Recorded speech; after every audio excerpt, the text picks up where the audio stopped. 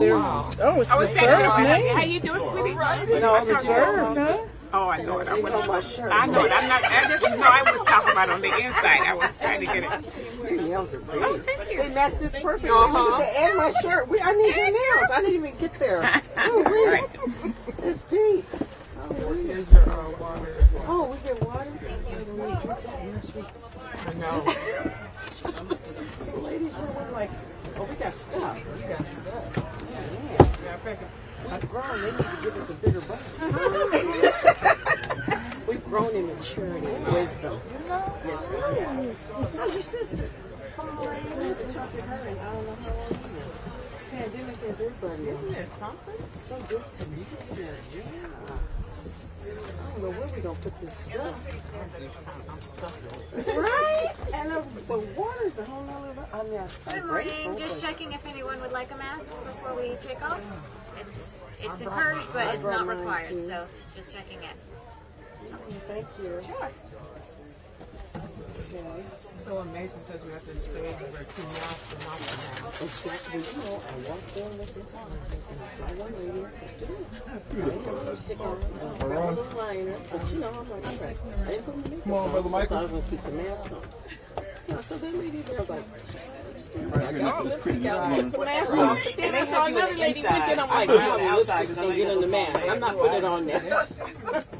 I mean, I was so hard. You want your bag up here, sir? About Yeah, okay. Right.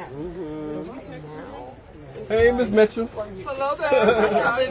Hello there, Kitty. How are you? And I was looking at a picture of you. you must be with Andrea. No, at my son's birthday. So that's how long. I've been cleaning out stuff, so I'm, finding So out. we go to visit my girlfriend's 19. Okay, so we have to get out of Yes. way. Out of the way, out of the way, out of the way. Actually, at the time I wasn't, but I had the both shots. I was prepared. But he was boosting. They were. The 3 of us went. The nurse who went from home to home gave it to him. No way. And then he gave it to us. No Yes, way. yes. So, yeah, so on December 26th, I had to cancel my daughter's little birthday party.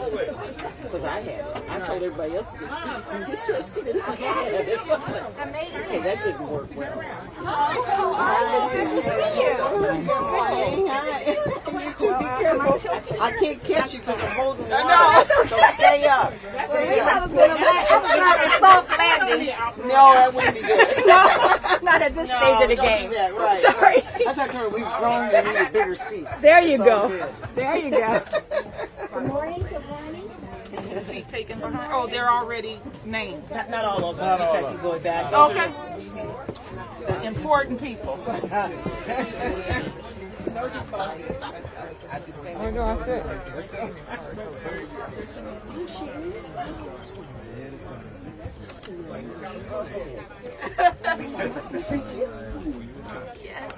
Yes.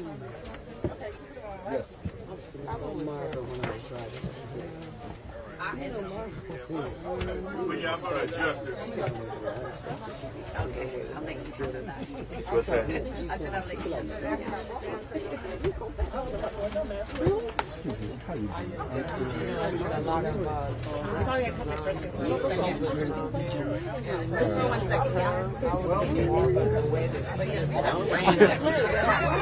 I ain't gonna do it till it's right, so don't worry. Here we go, ladies. 153. Let me check this. Oh, that's beautiful. Let me do a quick one. Thank you, man. I appreciate it. We demolished our red brick building and built a $32 million complex. Yeah. $32 million complex, 5-story, 57-unit building for homeless veterans. Well, we broke ground in December 2018. We were supposed to be finished by summer 2020, so that's what happened. We're just now finishing. We're still not back in our offices, but we started to move in for homeless people. So we're supposed to drive by that today. So you'll see. Yeah. So that's good. This is a tall one. It's a grind. Feel free to Because my vision, I'll get you a seat and then I'll either join you. it's a 22-year vision for me. And it's there, but the balance of it. Okay.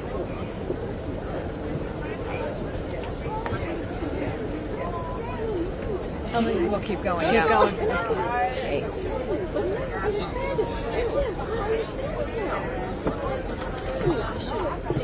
Anyway, that's what I'm saying that too, but that's why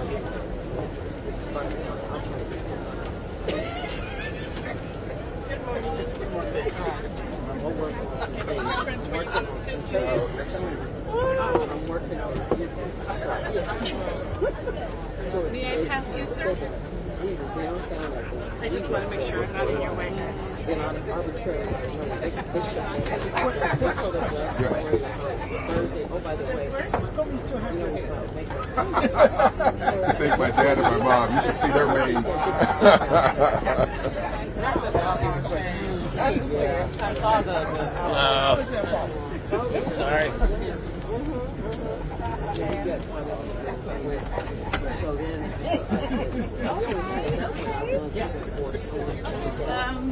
Another seat. Wait a minute, be careful. Careful, Journey. So sorry. You go right ahead. Careful. So sorry. Thank you. Thank you. Thank you. Hi, Journey.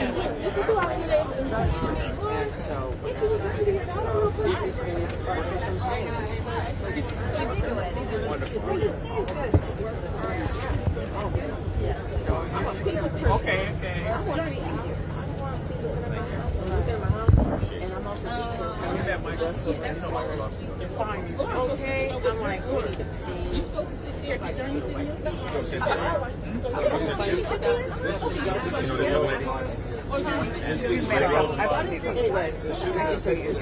You did. No, it says my name. That is our PR person. No, he said PR person.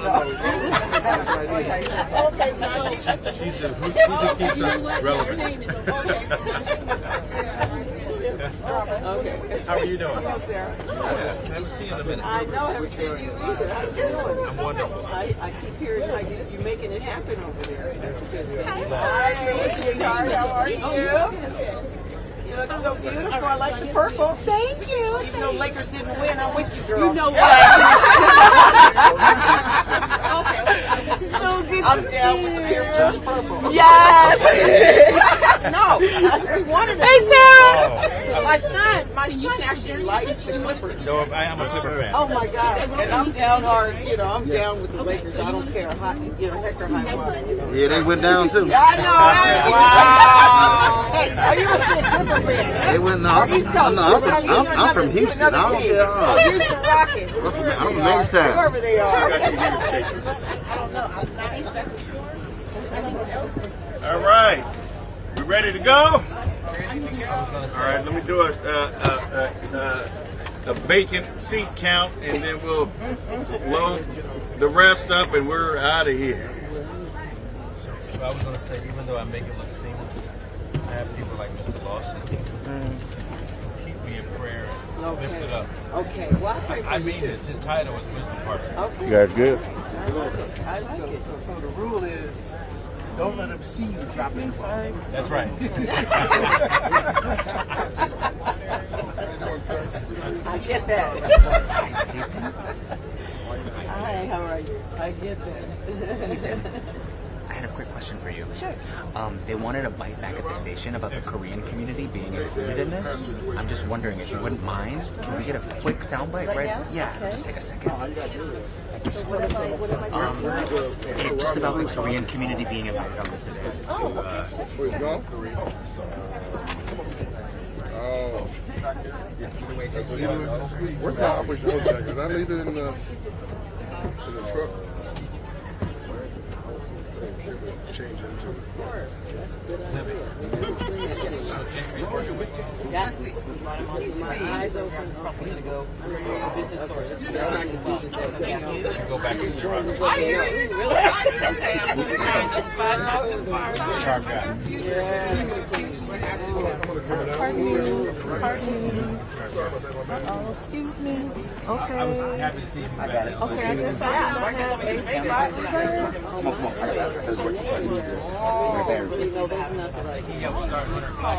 To the camera guys? All right. because they still need that now. Okay. Those are good. I mean, Oh, wow. I'm trying to get you to do something. Something. You can beat those guys. Girl. Okay.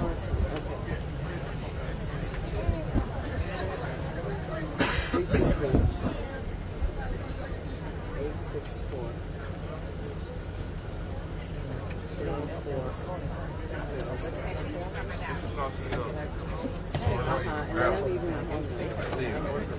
So we had to figure out what happened, where to go, everything to build.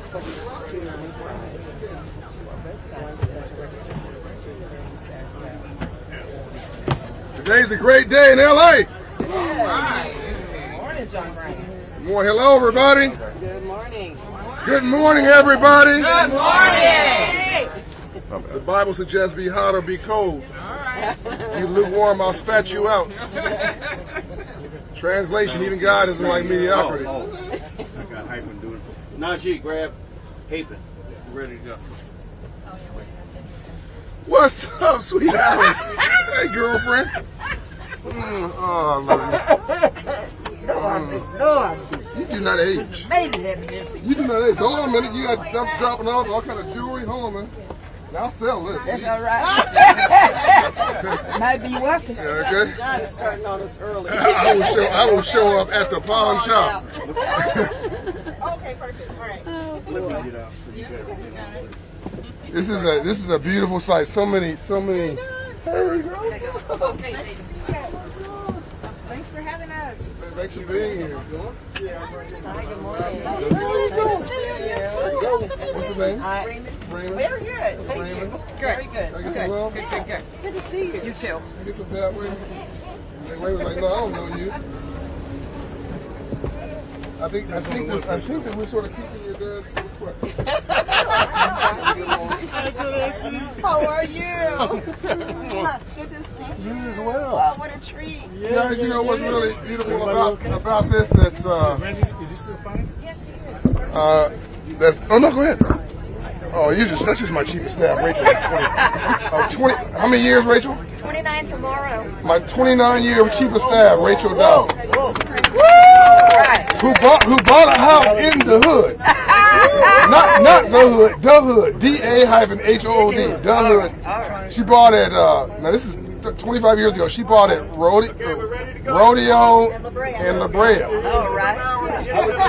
That was the legit hood back then. Now, it's bougie now, but it was legit hood back then. Her family wouldn't even visit her. They said, "Oh, you're gonna regret this. It's doubled in value." Still there. You better All right, we're ready to go. So I was about to say, you know, Mr. Brian. Yo, what? Ready to go. We'll go.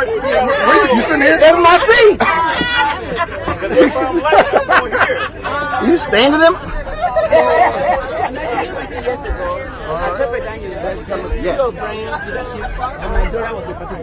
Okay, I will read this. Yes, please. So, Rodney King had a request. Can we all get along? Yes. His daughter's on the bus. All right. Can his daughter raise her hand, please? Oh, yeah, baby. And is there a grandchild also? Yes, and my mother as Where's mom at? Where's mom? My daughter's here. Where's mom? Right here. Oh, hey, go. No, sister. Black don't crack. I know, Raymond. Well, anyway, Mr. King asked the question in a moment of pain. Can we all get along? Yes. It looks like we can. Yes. I mean, look at this bus. We done yes. This is beautiful. Yes. Can we all get along? Yes. It is possible. We all grow through constructive friction. His life was not in vain. Yeah. So, Lance, you're leading this tour? Absolutely. Done. Good morning, everyone. I will shut up. Y'all ready to party? Yes. kick it off with Robert Salcedo with Community Build, who's one of our community leaders that are part of this great day for us and is going to kick off our tour. So Robert, over to you. How to manage me, which is to shut me up, basically. Shut me up, talk over me, ignore me. We're going to pray for you. And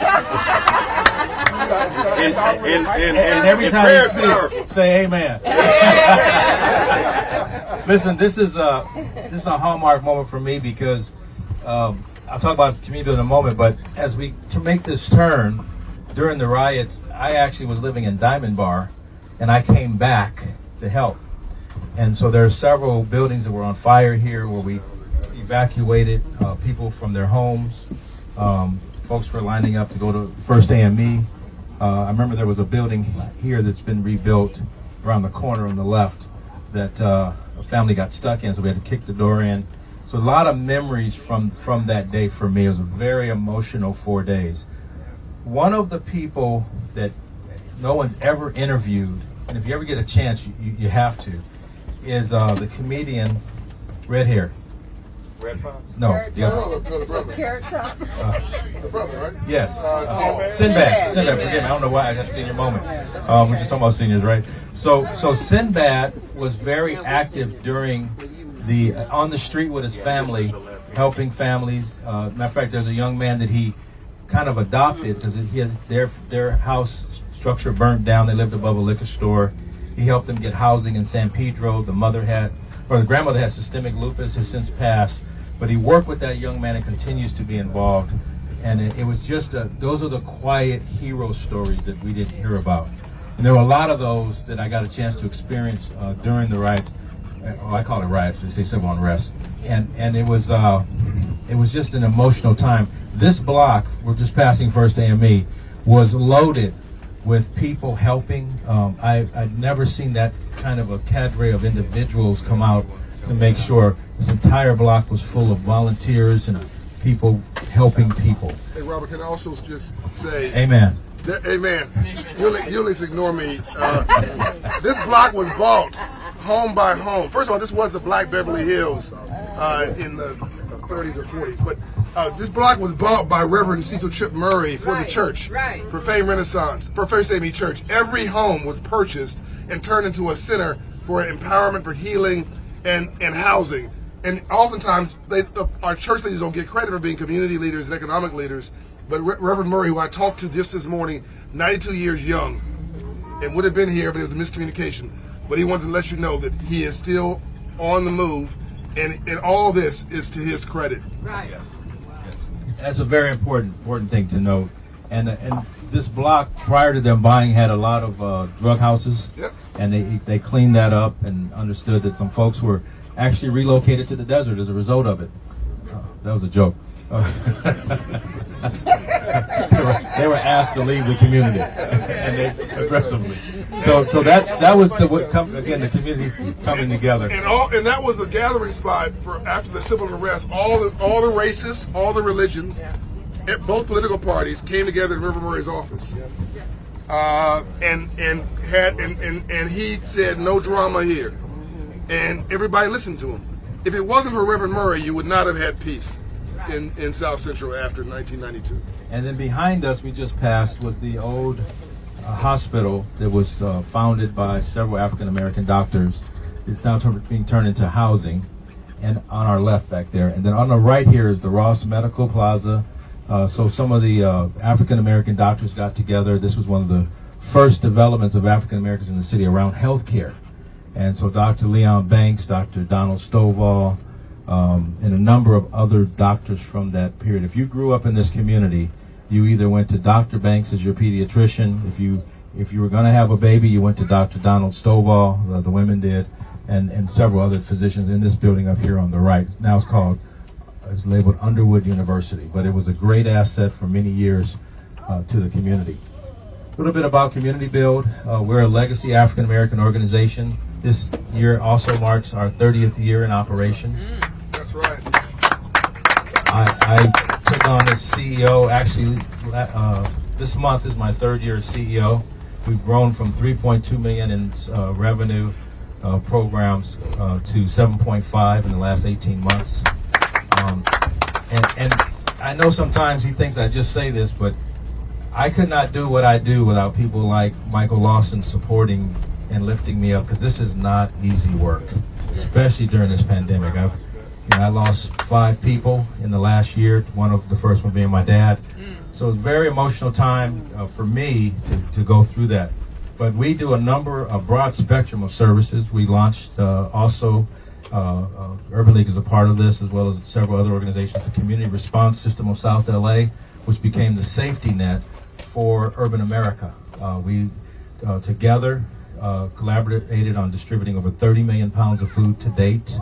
32 nonprofit organizations coming together, thousands of computers for the kids, teaching instructors how to teach in a Zoom environment. We now have an education committee, public policy committee, health committee, mental health committee with that, and it continues to grow. And that's the CRSSLA. You can go to crssla.org to find out more. It is a project of Community Build. However, it is owned by the members, and I didn't want our brand to supersede the importance of collaboration, so that's why we created a new brand for it. Very, very good work, and we were able to get folks that never worked together to work together during this time and provide some leadership. So I refer to this as the Issachar factor. If you know, in the book of Chronicles, they talk about the tribe of Issachar, the men that understood the times and what to do. That's what this leadership is all about, is just being ahead and doing what we need to do. And Community Build was there at the beginning. Everybody who was there at the beginning, raise your hand. 30 years ago. I mean, that's significant. Sweet Alice. Amen. Amen. Yeah. And all this was, by the way, affected. Burned, damaged, looted, everything on the street. Stevie Wonder has a studio. It's not, I think we just passed it. It's hidden, but it's a studio where he does all his recordings right around here somewhere. I think we just passed it. But there's so much going on here, but all this was, life just stopped. And it was no easy feat putting it back together. So what Community Build has done, and others, is completely significant. And being around 30 years later is no joke, and growing. Yes. So tonight we'll be also featuring those who led the gang troops. We're having a special dinner for that group of individuals and honoring them for the work they did 30 years ago, and continue to do the, I don't refer to people as gang members, I call them street culture involved, so that they stay out of the way of the RICO Act by not affiliating. As you all remember, a couple of years ago in what was called the Jungle, Baldwin Village, 900 people were arrested. Over half of them hadn't been affiliated in 10 years. But they went to prison because they were holding up peace signs and pictures and still claiming to be a part of something. So I tell them, don't even affiliate. So these are the types of, this is the work we do. During COVID, we helped 2,700 people find employment. 88 people went from the prison door to our door and to work. And we were able to help them fund their housing. And as we come into Koreatown, very important part of Los Angeles, it continues to grow. If you don't know the Korean community history, it's very close to the African American community. So the Korean community originally came to America because America is their missionary field. A lot of people don't know that. And so they came here, as you know, there's many Christian churches within the Korean community, and they made America because they saw the need for missionaries to be here. And Korea is one of the largest missionary groups in the world. And I'll have you speak a little more about that. This is the great.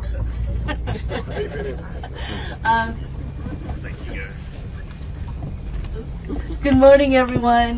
This, I believe, is this Western? Are we on Western? We just turned on Western. Olympic. Okay, great. So this is where actually Koreans in the 60s started to congregate. So just like everyone else, Asians were also discriminated. And pretty much they used to live on like Slauson, Adams, Western, and Vermont. And when the law released people, I guess that's the right word, they started to congregate on Olympic, and all the stores and churches played a very significant role. Even to this day, 75% of Korean Americans are connected to the church. And they actually send out the greatest number of missionaries after the United States as well. So God plays a central role, but really the church has served as an anchor and as a a service for helping Korean American immigrants to assimilate to American life.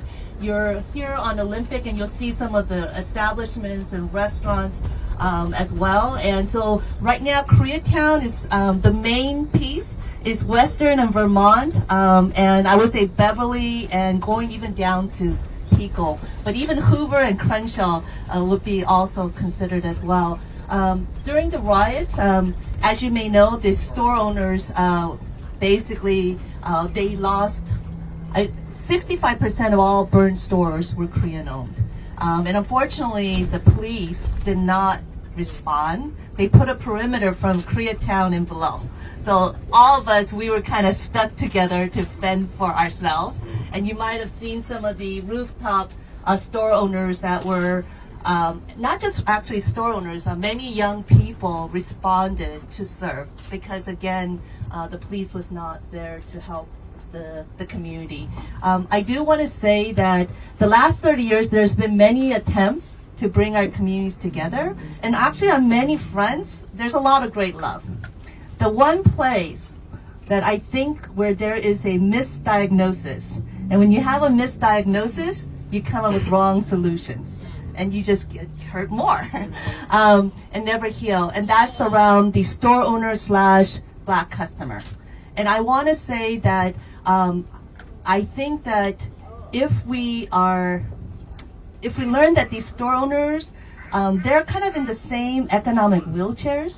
I don't know if you know, but $150,000 store, they net about $2,000-3,000 before payroll. And that's supposed to cover 4 people's salary because of the long hours, right? And it is the most dangerous job of being killed after a taxi driver. Number 2 is convenience store employee. So that's kind of the reality of our community. And I know that with Latasha Harlan and Sunjadu, that's like a no-no. And I have to honestly confess that it's one that I was afraid to touch.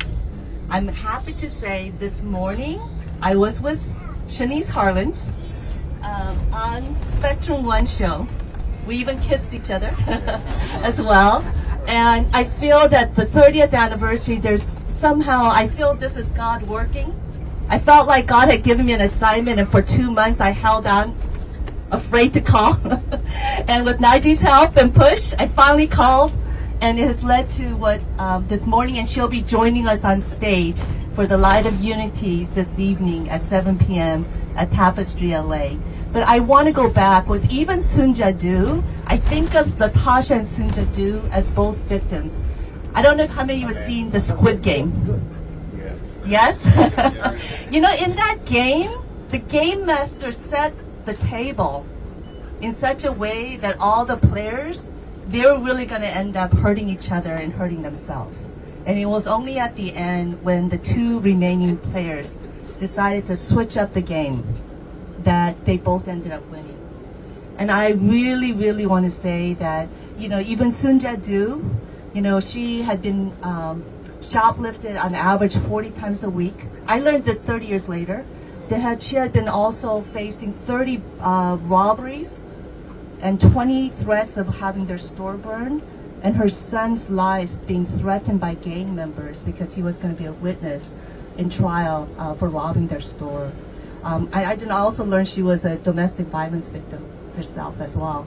Again, does it excuse what happened? Absolutely not. Absolutely not. And at the same time, you know, if our communities are to go together, right, I think we need to understand the context in which both our communities have also been victims of that board game, right? And so just as we look at delinquent youth, and instead of sending them just to prison, to say, why are they behaving this way? What do they need? You know, I can't imagine what store owner wants to spend their lives following customers around, which I know is a lived experience for many black customers. But, you know, to ask the question, why are they behaving this way? What do they need? Right. And can we come up with better solutions, including maybe a job training program? And actually, I got a taker yesterday at the Brotherhood Crusade with Curtis and Leon. But basically, job training where the store owner is a win, they get extra help, without having to pay. And, they might even get an ambassador with a person seeing what challenges the store owner deals. Second is a win for the employee. They get paid, they get job skills, maybe even business skills to start a business. It's a win for the community, better customer service, and someone who's unemployed becoming a productive member of society. So I just want to say again, thank you. My strongest mentors have come from the Black community. My organization, Faith and Community Empowerment, we've had over 800 partners from White House to Fortune 500. We have helped a lot of people, whether it's home ownership, and by the way, Black and Korean home ownership rate is the same at 42%, even today. So again, we're in those same economic wheelchairs. But I say a big thank you to first Reverend Mark Whitlock and Pastor Cecil Murray that we're all honoring. Yes. And so again, I think that we have a lot to gain, and I'm very grateful. And last piece, I just want to conclude. This topic around store owner, Black customer, I feel like there is some breakthrough. And I want to say that, I've always felt like having a boyfriend that your parents don't approve between the store owner and the Black leaders. But I had a breakthrough with Reverend Mark Whitlock and so many others, and he's led to some amazing partnerships, including with Dr. Barbara Williams Skinner, with the Skinner Leadership Institute, the former executive director with the Black Congressional Caucus, where we have done some joint events on voter justice, COVID-19, and when Justice nominee Ketanji Brown Jackson was being,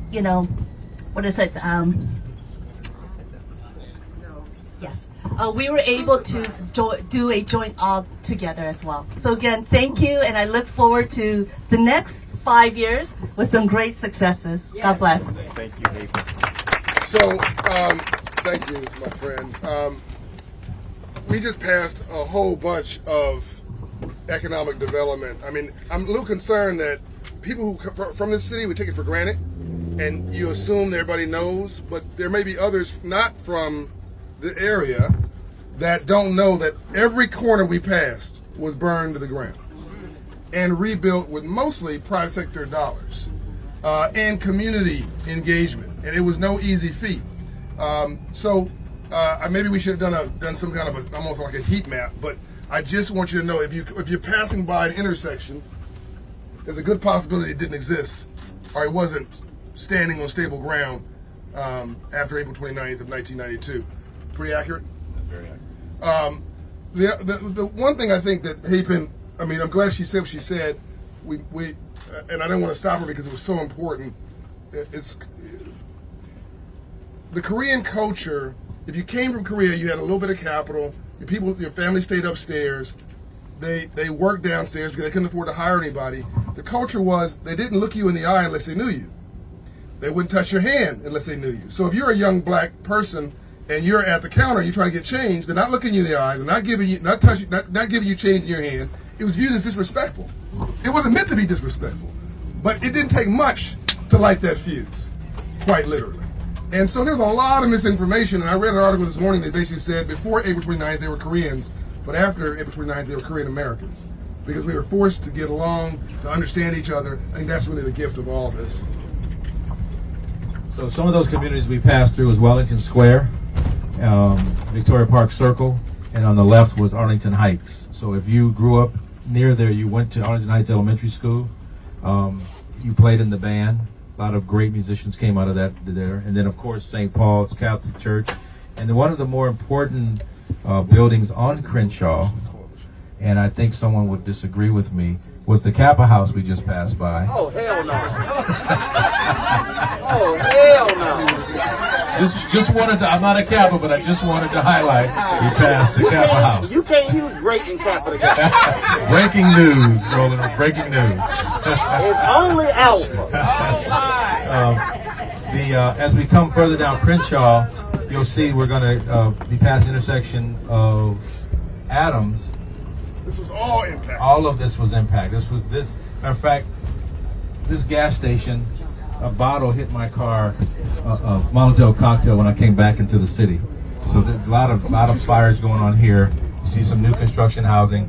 West Angeles, Church of God in Christ. Anybody on the bus from West Angeles? West Day. Has Bishop Blake. been an incredible inspiration. I remember the church here on the right was when it was a furniture store. Really? Yeah, and I was 16. I worked at the Taco Bell at 16, and we used to pass by. And I remember when Blake moved in with the church, and it was just an incredible opportunity. So I was the Catholic kid that went to Kojic, now ordained by Kojic. And didn't he get like a $50 million loan to build a cathedral? We're going to pass the cathedral shortly. As I understand, the cathedral is fully paid off now. Yep. Congratulations to them for that.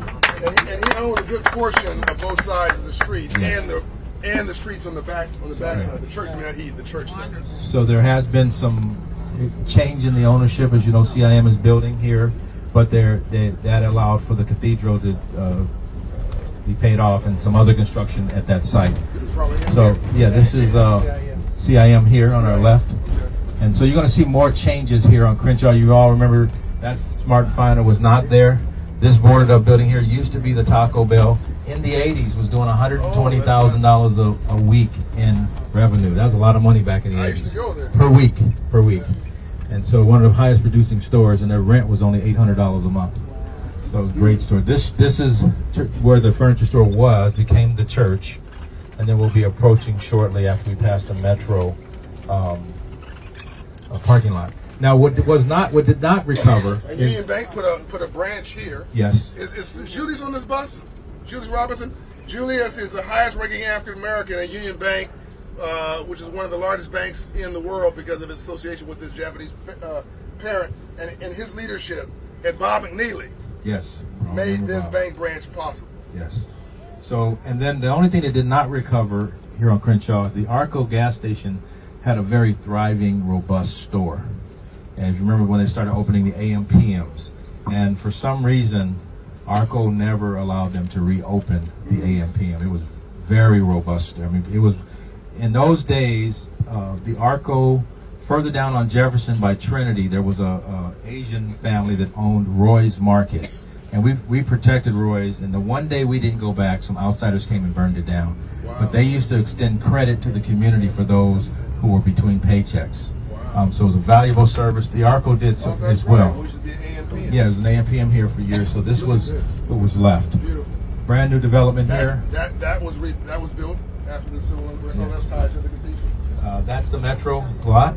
Here's the cathedral here on our left. For those of you who are not familiar with it, incredible edifice. And as we reopen the churches, I'm looking forward to seeing West Angeles return back and open and serving the community in ways. As you know, Bishop just announced his retirement, and so Junior will be taking over, and with that will be coming some new discipleship and opportunities for continuing the work in ministry. Hey Robert, can we give a quick shout out to Florence Hogan Rose and what she did with after the riots? But first, I'm gonna turn this over to you. Just tell us quickly about your organization. Okay. Good morning, everybody. I'm Faresi Hogan Rolls, and I appreciate being here. And thank you, Lance, for pressing us to be on time, and to John for the vision to do this once again. Just quickly, Rise Financial Pathways is formerly Community Financial Resource Center. We changed our name on our 20th anniversary, thinking people might totally understand what we're doing. I know that they want me to stand up. Okay. And I know that John's pointing this out on the left. This was a shopping center. It was torn down. It was burned during the riots, but it was also, hi. Okay. Hi. Good morning. It was also torn down because a shopping center was supposed to be built there about 10 years ago when the Metrolink got approved. But it hasn't been approved. This is all new. This was burned. This lot here. You see the flying A, the Indian guy at the top of this marquee. That's the original. It was a car dealership and was vacant for years after it got burned. And so I was part of the group actually that helped to advocate for this. We were at City Hall, I don't know how many times, convincing them that a retail center here with standardized, nationally recognized stores would actually work. And by the time we got it done, it was about 4 years later, it got built, and it's It's been very, very successful. The old bowling alley that was there with the Asians, Japanese, and the African Americans is right there. Anyway, John didn't ask me to do all that. Okay, I'm trying to do two things. I'm gonna do what he asked me to do. Okay, that was Lulu Washington on the side. Okay, so CFRC, Community Financial Resource Center, was brought together by Mayor Bradley as a result of the riots. And I call it riots because I feel like people really rebelled, and it really was, anger and frustration, and it was a riot to me. And I was standing there, right, when it happened. So we're located on King and Figueroa. Mayor Bradley asked the banks, the community, and the city departments to come together to come up with a strategy to meet unmet credit needs in South Los Angeles and other underserved communities in LA. Long story short, and this was burned too. This grocery store right here we just passed, it was burned up too. This whole thing, part of it was over there. And so when we got together, it took about 18 months to pull together everything that needed to happen, including loan funds and community-based programming for it to happen. And there were 38 banks, about 35 community leaders, including Juanita Tate, Marva Smith, Battle Bay, soldiers that were ground soldiers, John Mack, all had an influence on what happened. Yes. Everybody look, as we're driving, I want you to look down these streets, and if you didn't know where you were, you wouldn't know where you were because it's beautiful. Right. Tree line, well-maintained, black and brown owned. Don't say we don't have to take care of our community. Not only that, none of it was burned during the riots. Right. People passed right by it because everybody knew who was who. So finally, what I want to say is after 18 months of work, because prior to the riots, we had actually started to work on the Los Angeles Community Reinvestment Committee because Mayor Bradley had pulled it together, but none of the banks wanted to put the money in. But then when the riots happened on April 29th, suddenly they were like, oh, we got to put the money in. So suddenly we raised a couple of $1 million and opened in March of 1993. And so we're still there today. We're going to talk about it a little bit later because we're going to drive by that. But I wanted to share that because John asked me to. So thank you, Robert. We're now in Leimert Park. Good job. And what's interesting is Leimert Park, Baldwin Vista, Baldwin Hills, View Park are somewhat in the transition with gentrification. And so as we continue to talk about home ownership and finding affordable ways, we've got to work hard to keep families in these communities. I think there was a study done, and forgive me for not knowing who did it, but there literally are no African American communities in Los Angeles anymore. There are African Americans that live in communities.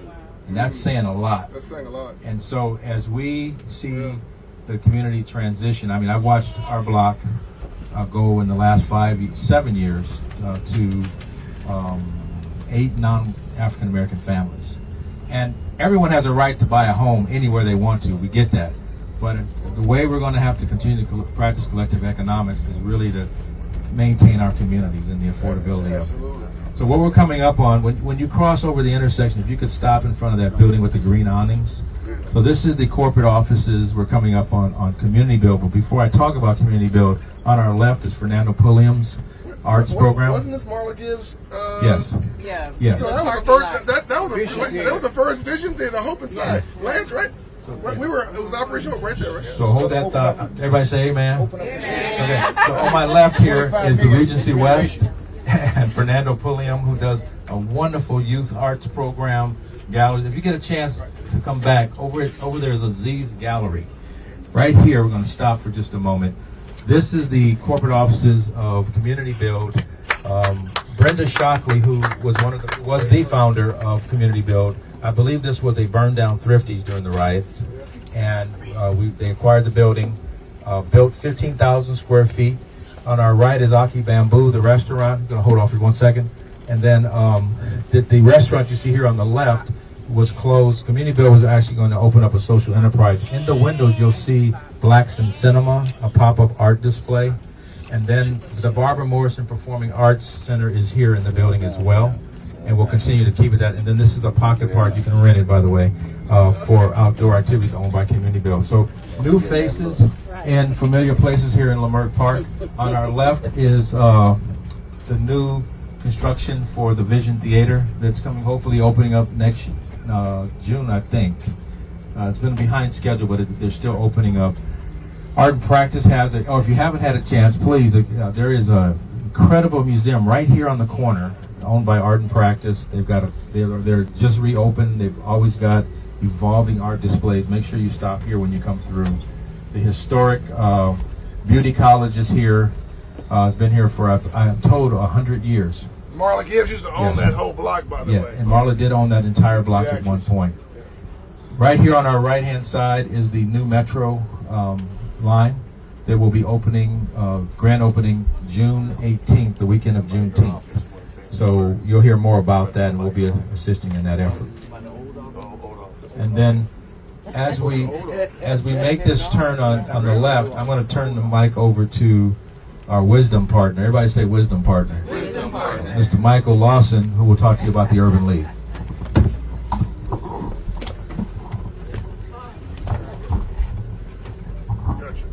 Say good morning, everyone. Good morning. This is a wonderful, wonderful, wonderful trip. Gotcha, I got you. I got you. Got it. I got you. We're going to come up on what was the Los Angeles Urban League headquarters for probably about 50 years. Tavis Smiley Studios on the right, everybody. On the left? Okay. Tavis Smiley owns that studio, right? Tavis Smiley Studios on the left, coming up here. The Los Angeles Urban League, for you who don't know, has been in Los Angeles for over 101 years this year. Started in 1921, and we are focused on economic empowerment. And one of the things that we did was we bought this building, this iron building. We just call it iron building because that's the shape of it. But this was the headquarters for the Olympics back in 1932. We came on some hard times and had to sell it, but this is an iconic building. We still have a plaque on the building. This red brick building that will come up on your right, my left. Yeah, right behind them. Absolutely.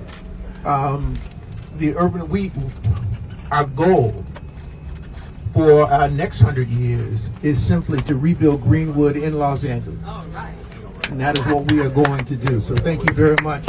And please support. Thank you. God bless you. Thanks for your leadership, my man. No, you. My man, no. So we're going to fast track a little because the press is waiting for us at the other side. We don't want them to leave before we get there. So look at these neighborhoods. Isn't this amazing? Beautiful. I mean, it always stuns me. Let me ask this question by show of hands: who's not familiar with this area? Just raise your hand so we can know who we're talking to. Okay, wow. So this area, View Park, Windsor Hills, is known as the Black Beverly Hills, and this is where a lot of our leaders have lived, from school teachers to folks like Mr. Lawson. I haven't made it over here because they don't pay me enough for community bills. So we are here to raise some money. Congresswoman Diane Watson lives around the corner. She does. She'll be with us. Yes. Adjacent community, Baldwin Vista, the same, where Congressmember Karen Bass lives. And so, yeah, she's actually there waiting for us. And so we're in high cotton, as they used to say, in this particular community.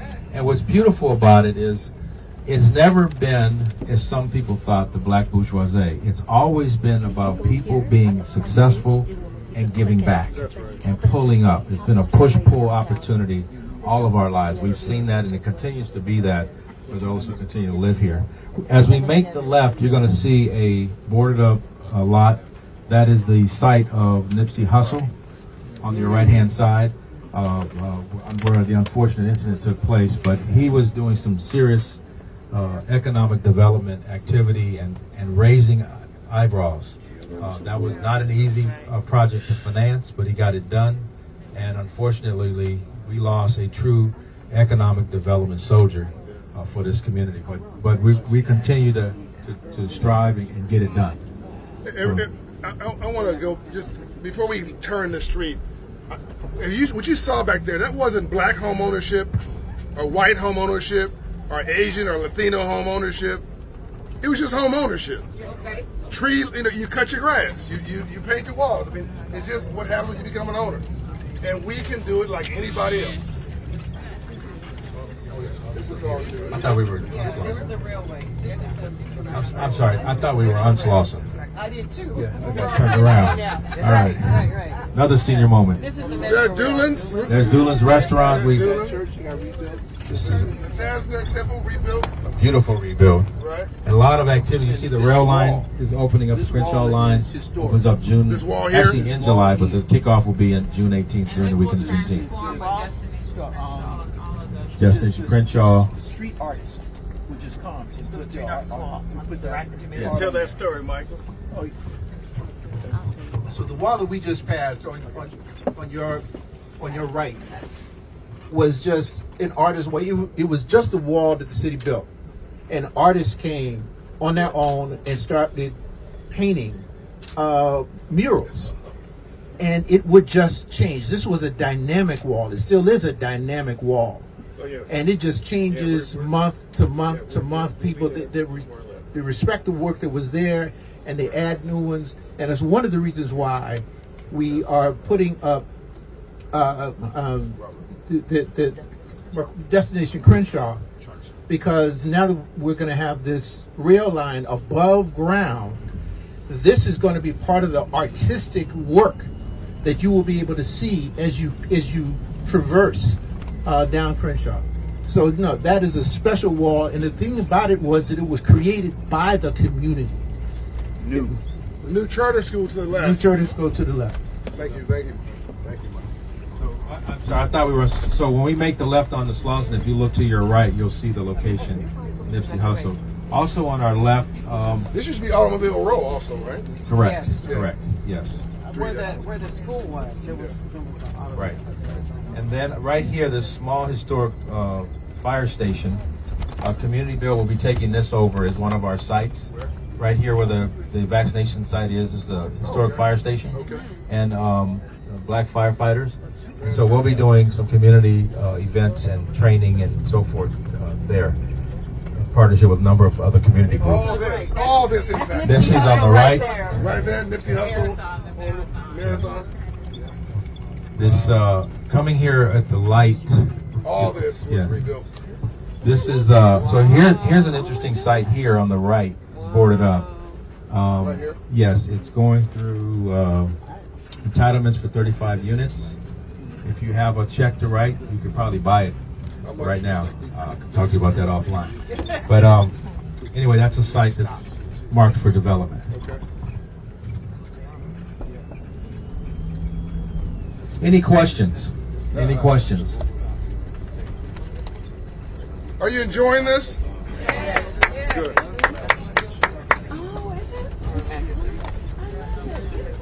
So as you drive through here, you'll see this is another site that West Angeles Economic Development Corporation put together. We passed the Curve, which was another one of their sites further down on Crenshaw. They've done a lot from Adams to beyond, and they continue to do so.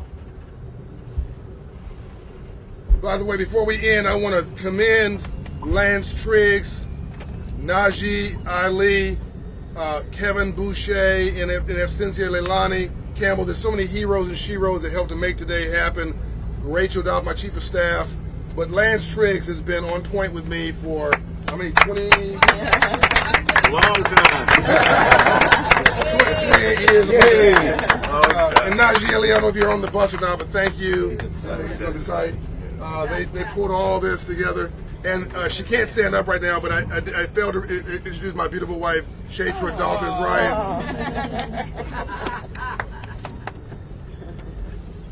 I was trying to tell her about Ladera Heights. She says, "Oh no, I ran these streets. I'm real familiar." I said, "I got you." She knows where she knows where she's putting up real estate values on her phone. Trying to figure out what she can buy. Driving through the neighborhood. So one of the communities, a couple of communities in this direction, on our left, and forgive me for not knowing the actual name, but as we pass Florence, we're in Hyde Park, but as we pass Florence, and on our left is one of the most. Part of it. May not come up Yeah, this far. yeah.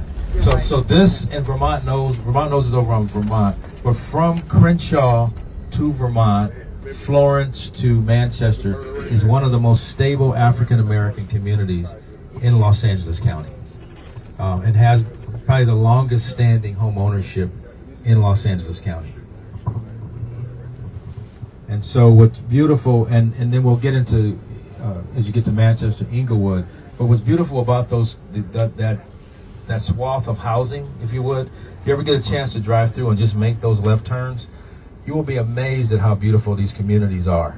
You know, so what happens in the news is you see the blight, but there are a lot of hard-working folks in our community that live in these neighborhoods that some news likes to call South Central, many of us call home. Okay. Isn't Robert doing such a great job managing and everything else? I'm going to turn to Manchester. Yeah, we'll have a tip basket, a tithing basket for the driver and myself. This is an economic development moment. Exactly. The church of what's happening now. So what's beautiful is community build is part of our business strategy, and I share our ideas, and I hope everybody does them because I don't have time to do them all.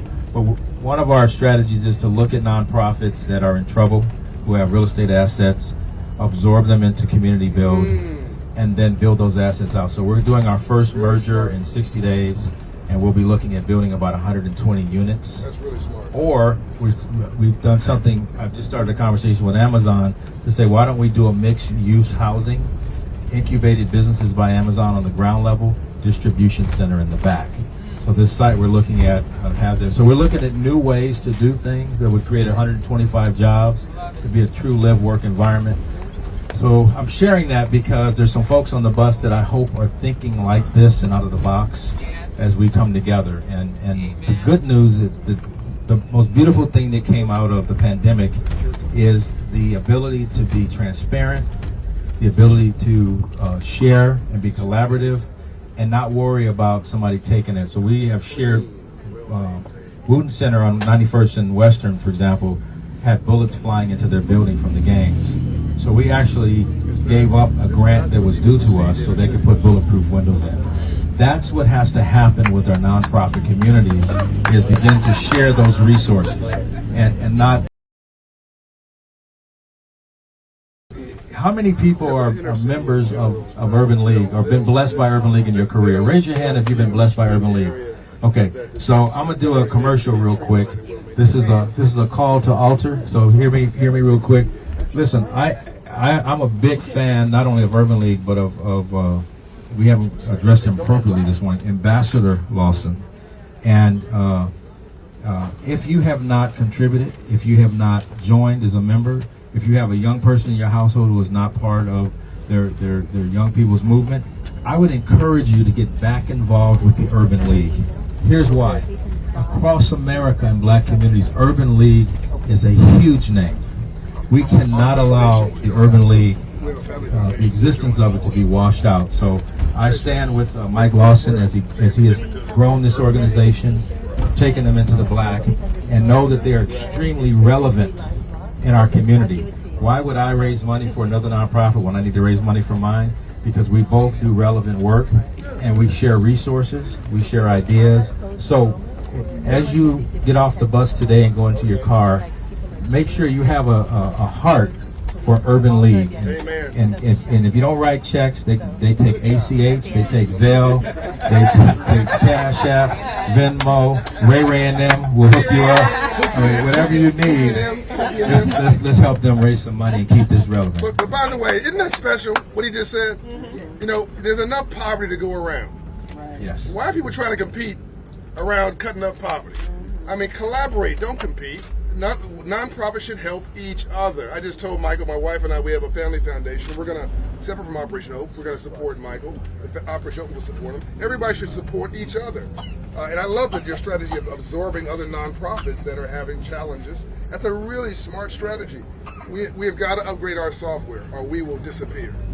Literally. And the reason this is important, that up. Understand when I say somebody else. Okay? So this is why we have to be diligent about knowing folks' business and sharing our business and being able to surrender the reins as we move forward in this. On our right-hand side is Inglewood, the city of Inglewood, and parts of the left-hand side. You'll see a vibrant community here. Looks much like Lamert Park, Vermont Knolls. This was burned here to my left. Yeah, this was burned badly. Very bad. Robert, I also want to acknowledge, where's Roland Martin? I want to acknowledge that Roland Martin, who is a national, he's probably one of the top 10 voices in Black America, took time, flew out here on the bus, he didn't come in here and do an interview and leave. He's with us the whole day. Can we give some love to Roland Martin? Some love to Roland. And he understands this whole concept of us that we're better together. I'm sorry. I thought we had Baptist and Kojic, and that was a Catholic cabin. Let's give my man a hand clap. Come on now. Roland Martin is we make noise in here. He is a legend. Look. I mean, again, these areas, they look normal, but they don't. But the perception of our neighborhoods is that they're not normal. The perception is that they're trash-ridden and torn down. And I just want to tell you, it is an extraordinary thing for the media to take the media through here and have them see normal. Yeah. Yeah. Tree lines, grass cut. Yeah. No dirt, no trash on the ground.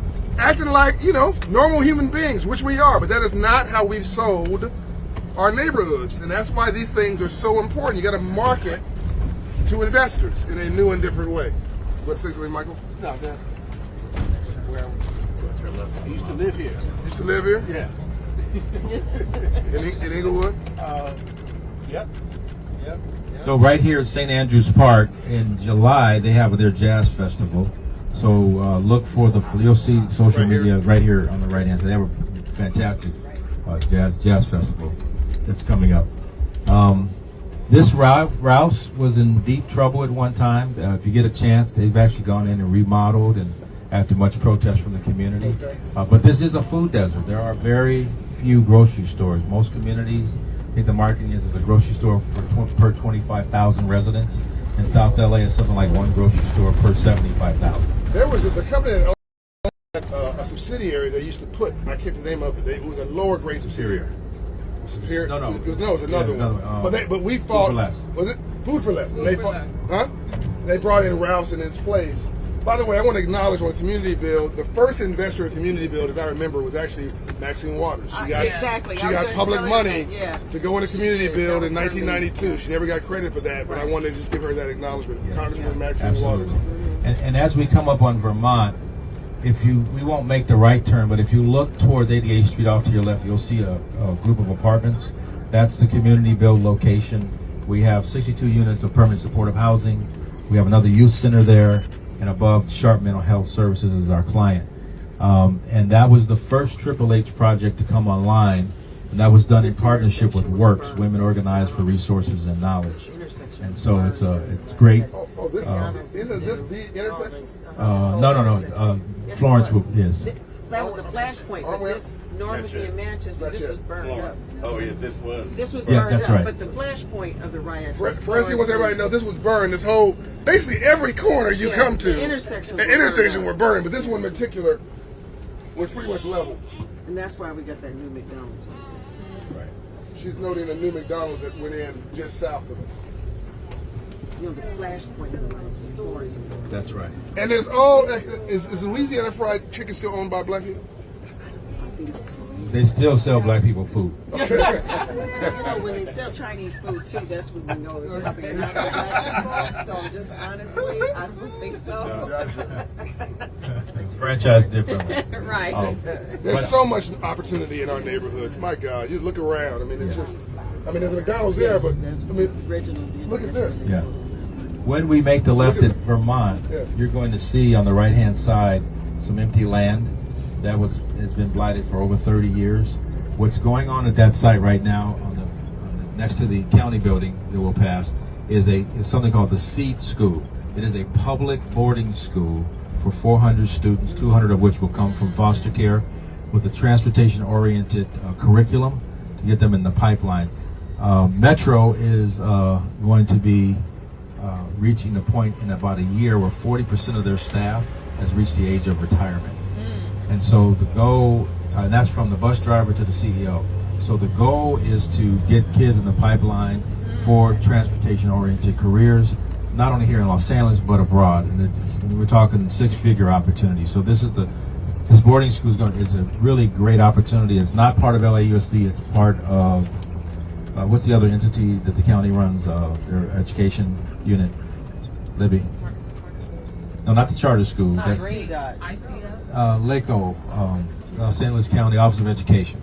Yeah, so it's a county. So this corner here was owned by Mr. Sassoon, who was a land banker for many years. It's gone through several iterations of planning. I remember when I drew up the design guidelines for what was going to go here. And this was burned to the ground. Remember, there was a Payless and several stores. It was a very vibrant community. To our far right, if you look over at those rooftops, so that's the apartments I was talking about. That's community builds. That was the first Triple H project to come online, and then our second location. And then the construction you see here next to the empty lot, that is the Seed School. So the kids will actually live there and go to school there and go home on the weekends. And so there'll be a lot of support. It opens up this year. They're going to start at the Jewish University on Sepulveda, off of Sepulveda, for their first years until they get the building operational. But if you know any kids that are looking for a unique opportunity, boarding schools are something that are different for our community, but public boarding schools are not new. At the turn of the century, in the 1900s, they were actually very popular. Hey, Robert, this is Rita Walters. Thank you for here. And she was saying that all these corners were burned down. That corner, that building couldn't burn because it was brick. But let me have you slow down here. This was built after. So this is where the Seed School will go. Okay. And then what you see back here is where the housing will be. Okay. And then this building here was built by ICO Development. It houses 4 county agencies. And when that was built, about 60% of the community that used Child Protective Services and all the different agencies that were here were going all over the county for services. I'm sorry.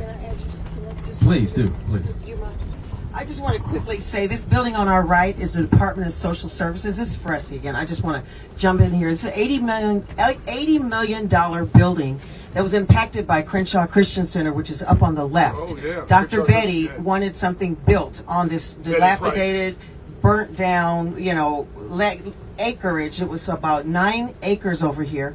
They took 6 of those acres and built this building because Dr. Betty Price really pressed them. That's also why you see the Smart and Final here on the left. Yeah. That was impacted by them, as well as the apartments up on the left, which you'll see when we come up forward. So Crenshaw Christian Center is right up on 79th and Vermont. But I thought that was important because that was a battle. I was one of the community leaders along with Karen Bass and Community Coalition. We all went to the mic several times to get the county to allot this money to build this building here. The thing they didn't do was the other 3 remaining acres that you're seeing built now. We wanted them to go ahead and allot those 3 acres at the same time, so it all be built out at the same time back in the 2000s, like 2002. And they wouldn't do it. And we wanted retail, so there would be businesses and tax income coming, tax base coming, and some new jobs. But we're seeing some things happen now. So anyway. And Reverend Price's legacy is another one that gets missed. Right here is the old Pepperdine campus, which houses the church. Yeah. This is the housing that Florence was on our left. Yes, a 33-acre campus. 33-acre campus. And I understand they're going to be building a health center with Kaiser here and some housing. Mm-hmm. So this is a huge campus. And it's all paid for. It's all paid for. On the right, you see a new housing development that was done by the Ziegler family. And they actually have a recording studio in there for kids in the community. This is new development here. On the corner where you see CCI, that was the Sandra Davis's building. God bless her soul. We lost her earlier this year. But this has been acquired by COCO Community Coalition, and they'll be putting together a community organizing facility at this location. This was just announced a week ago. And so this is what happens when you sleep at the wheel. I missed it. So, but you know what?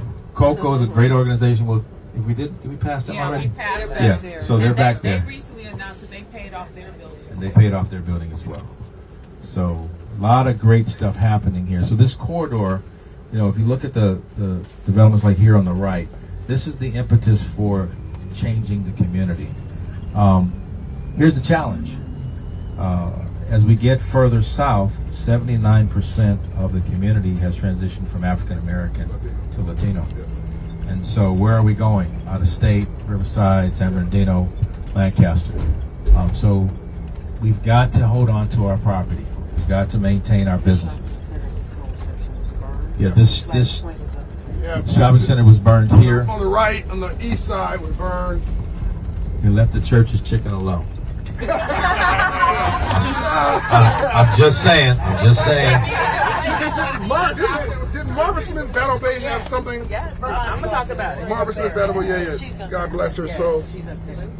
Marvin Smith Battle Bay, that was a bad sister. Oh, she was. Yes, You didn't mess with Marvin Smith Battle Bay. Detroiter. Huh? Detroiter. That's it. You all right, Mike? No. Okay. There's a new school here on our right. Somebody calling? Huh? The first bus tour. Tell us how you started the first bus. The first Bankers bus tour was May 5th, I think. I called City Hall. I think someone bringing some bankers through South Central LA, and they said, "What?" They said, "Hold on," and they got me a SWAT team. And it was a SWAT team around an 18 person bus. I had guns were out, like shotguns out the window. Of course, nothing happened, but nothing bad happened. But we actually funded the first rebuilding after the riots happened on May 5th. Commitment to fund Handler's Pharmacy at 43rd and Western. As a result of these bankers getting off the bus and saying to this owner, "What do you need?" And they each put up $100,000 to rebuild his pharmacy, a black-owned pharmacist. It's still there today. And I decided you don't lend when you've never been. And the only news you hear about us is bad news. So no one was selling the good news. And so the bus tours grew to, the biggest one was, I think, 10 buses with chartered with police escorts, and it was, literally looked like a train. It's an unsophisticated way of having a trade mission. So this building on the left is a long-time child care center, but it used to bear the name GAR, G-A-R-R. So there are several African-American families that are part of the legacy, the GAR family. Founder Savings and Loan. Founder Savings, Carlton Jenkins. Yeah, so anything you see with the GAR name is one of the historic African-American families. Across the street from the famed Renaissance was the old Golden State Insurance, first African-American insurance company. Still, the facility is there. The insurance company has since been sold, but a lot of history around black economics. Unfortunately, they sold the building. And unfortunately, the building was sold. But again, it was these are legacy families in Los Angeles that helped prop up and pave the way. So we talk about standing on the shoulders. This group of people, I'm imagining most of us are in that unique position of readying our shoulders for the current generation. And so this is why a tour like this is so important, to reinvigorate your desire to give, to participate, to stay engaged, and more importantly, to be a part of black history in Los Angeles, and make sure that even though our numbers are dwindling, that we remain relevant participants and at the table at all times. No, thank you for saying that, Robert. So important. I was criticized strongly for doing bus tours about, I don't know, a decade and a half ago. I mean, strongly. And recently, like on this tour, I got on social media, "Why are you taking people on the bus tour?" I said, because the only news we hear is bad news. That's why. Somebody needs to sell some good news in our community. folks didn't understand it. Didn't mean it wasn't the right thing to do. But that you can have, these were black people attacking me, so you can't grow without constructive friction. You can't be afraid of a little criticism. If you believe what you're doing is right, then you stand on that. And we found that the strategy has worked, and we're better together. You also cannot grow anything without relationships. And if you hang around 9 broke people, you'll be the 10th. So you need to have folks with wealth on these buses, coming in and seeing these neighborhoods and talking to somebody next to them they never met before, who they probably would never meet. Sharing some grits and some chicken and some hog maws or whatever, and learning and figuring out if they can become an investor, a partner. I can't tell you how many deals have been cut on these buses over 30 years, but it's been tens of millions of dollars of community capital has flowed as a result of people coming on these bus tours, and hopefully a deal today with Robert here. So in a moment we're going to get off the bus. There's a major press conference that we're going to participate in before we continue the tour. This is the flashpoint of the civil unrest. It all started right here on this corner. Yeah. And so what's the guy's name? Reginald Denny was impacted here. God bless him. And just very painful moments, but painful moments that led to change. Are we on the right-hand side over here? Okay, so we're going to exit the bus and go to the right over there in the far end of the gas station for the press conference. Thank you so much. Can we say thank you to Robert? What a great job. Great job. Thank you, brother. And we have Mel. Come on up, Mel. Yeah. Let Mel come through. Just wanted everybody to, so you know, my better half, Shadra, Dalton, Bryant. Sorry. You okay? Sorry about that. Okay. Come on, Mel. I'm gonna get off. Go ahead. Robert, great job. I love that merger thing you're doing. That's great.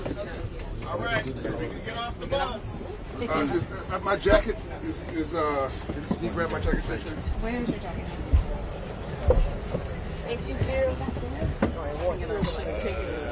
Looking good, though.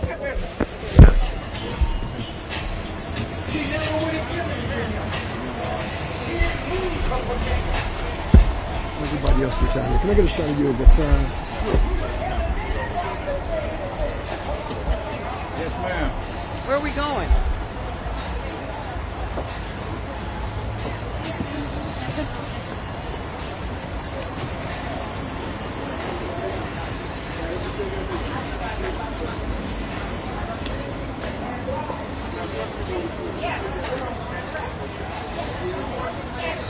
Go to the spot. But her shopping center didn't get burned. No, it's not.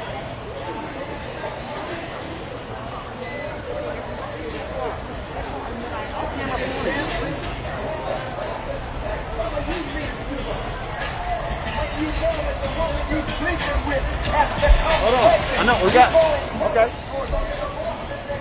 I'm looking out for you.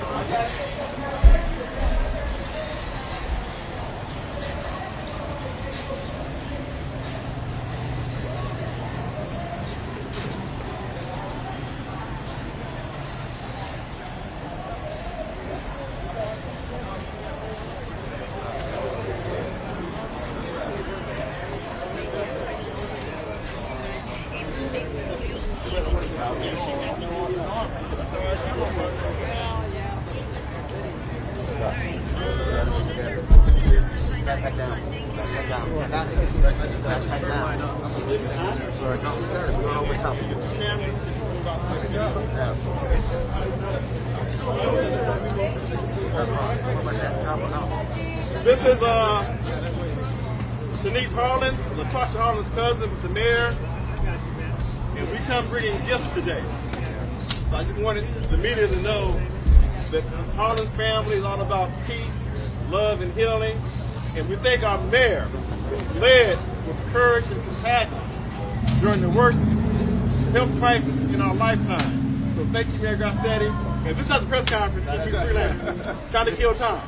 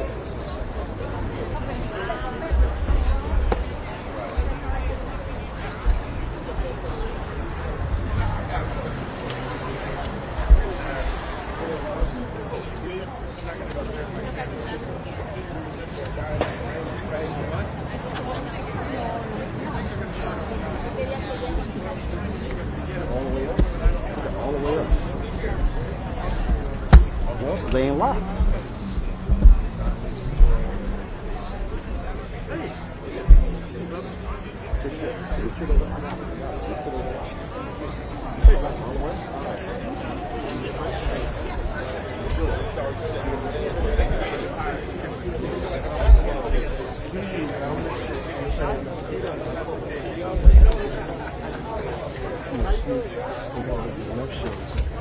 whatever you need to do. I'll shoot around.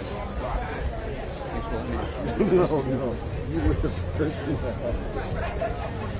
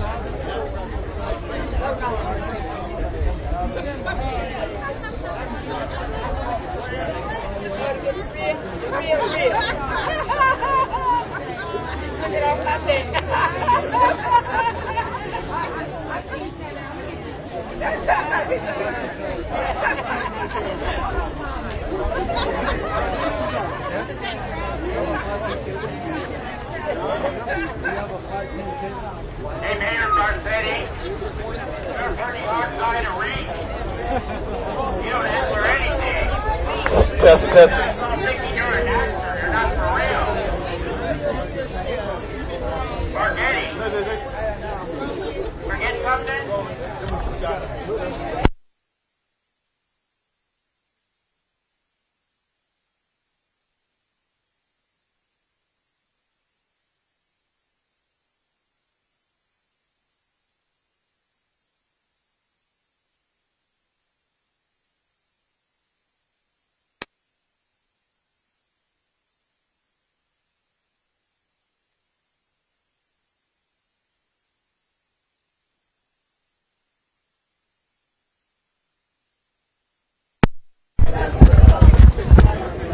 Test 1 2.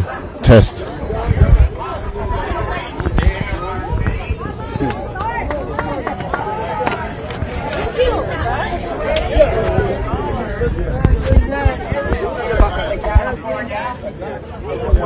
Quick pose photo of everybody. What's the TV producer? Yeah, there you go. I love that. All right, here we go, guys. Beautiful. Thank you very much, guys. I got what I need. All right. Tosh, you got it? All right, let me say hi to sweetheart. Bring you up real quick. The mayor. All of my telegrams, all of my texts. Oh, it's been a while. Yeah, that's also on TV. Baby, next time, my God. Yeah. Can I get everybody's attention, please?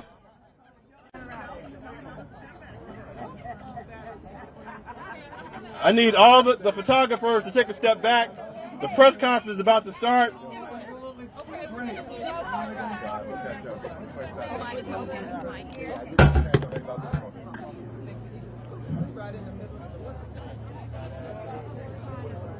I need all the photographers to take a knee and do not get in the way of the cameras, please.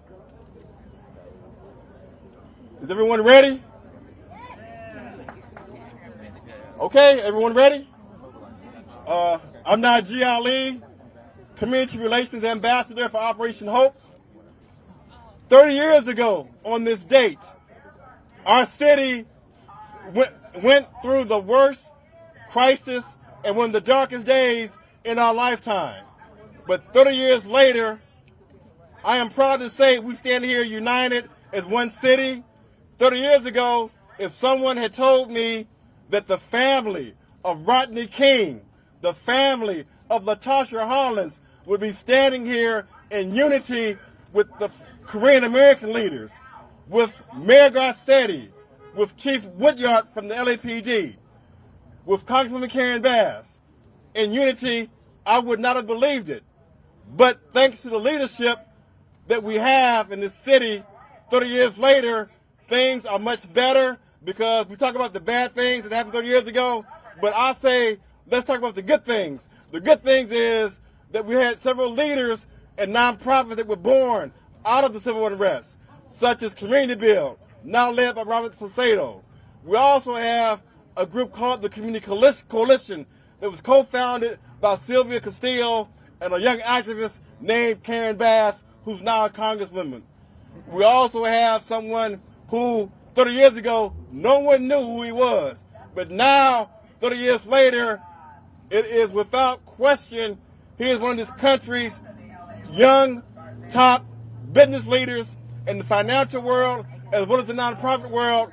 So 30 years ago was the birth of Operation Hope and John Hope Bryant, who 30 years later has brought us all together on this important day, this important tour. So thank you, John Hope Bryant. God is good, isn't he? You cannot have a rainbow without a storm first. It's a scientific fact. The Bible also suggests, be hot or be cold. If you're lukewarm, I'll spat you out. Translation, even God doesn't like mediocrity. There's nothing mediocre about this day. There's nothing light about what we did this morning. It's heavy. It's heavy with responsibility, with accountability. And you saw on that bus this morning, blacks and whites and rich and poor and Korean and Chinese and Latino. You had Indian. You have all cultures and all really professions, community, government, the private sector working together, because we realize today something we did not truly understand in 1992. We are better together. Rodney King's daughter is with us today. You'll hear from her. She was on the bus this morning. I remember one thing that Rodney King said, and it really is in the spirit of Sweet Alice Harris, who's here to my right, who hasn't aged in 30 years. Parents of Watts. Something that Mr. Rodney King said then was, can we all get along? Yeah, that's right. Can we all get along? Yes. I think we've proven today, as you look at this tapestry of Los Angeles, that this is a role model example for the entire country, and arguably with what's going on in the world today, for the entire world. That we are one people. We are one race. We are in one place. That is this place, and we must make it better. And what you've seen after the Rodney King riots of 1992, in the 30 years since, when Mayor Tom Bradley had a vision, but couldn't pull it off by himself, so he brought the private sector in and got the private sector to invest in an inner city. We take this for granted now. I'm going to say this slowly. To invest billions of dollars in an inner city neighborhood. Yes. And look at it now. Thriving. No, that deserves some applause. Billions of dollars,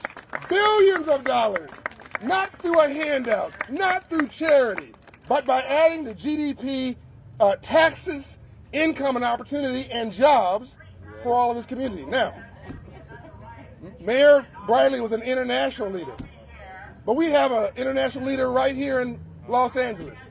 It's our mayor. He speaks Spanish. He also speaks black. Some of you will realize what I'm talking about later. I've known him for a very long time. He is actually a better leader than I am for reasons that is a bit of a private joke. But I moved to Atlanta. I love it. I love the city. This is still me. I have offices throughout this city. But I couldn't organize like he could organize. I couldn't do what he could do. He brought us all together from all groups, and he made us all feel comfortable. Him and Karen Bass, Congresswoman Karen Bass, who I just saw in D.C., are two shining lights for not only the city, but for our world.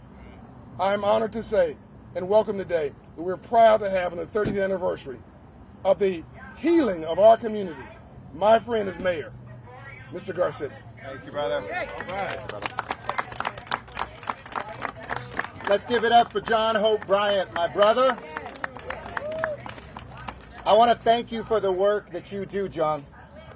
I want to thank you for who you are, and I want to thank you for 3 decades of friendship. You have taken a fire and put broken pieces into it to forge tools out of that heat to rebuild our city and our nation. The idea of civil rights on top of civil rights. Give it up one more time for John Hope Bryant and thank him for bringing us together. This won't be my shortest speech, but it'll be one of my last ones you ever hear. So for whether you're across the street or right here, I hope you'll indulge me because I actually spent some time this morning writing it myself because of what this moment is about. My father is across the street here in this hallowed ground in a community blocks from where he grew up, 12 blocks from a school which bears my family's name, the Gil Garcetti Learning Complex. We know how important this intersection is and the people that are here. So let me start by thanking them, and hopefully you can hear my words because they are important to thank these folks. First, Najee Ali, I want to thank you for helping organize this as well, the way you have empowered Angelenos to be here. Congresswoman Karen Bass, a friend, a mentor, a light in this city and throughout this country. We are lucky to see her leadership and to witness her courage every single day and her optimism at a moment that we need it. Please give her a round of applause and thank her as well. Our next mayor. Capri Maddox, I want to thank, who heads up our new Department of Civil Rights, of Equity and Human Rights.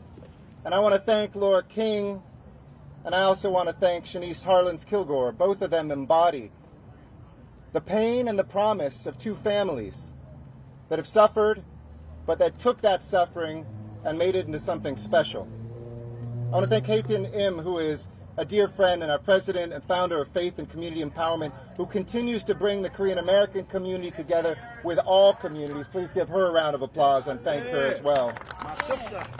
And I know when you start, there's probably 100 more people, but I'm just going to do one more, which is our our deputy chief. I almost promoted you with an extra star there, but it's only a matter of time.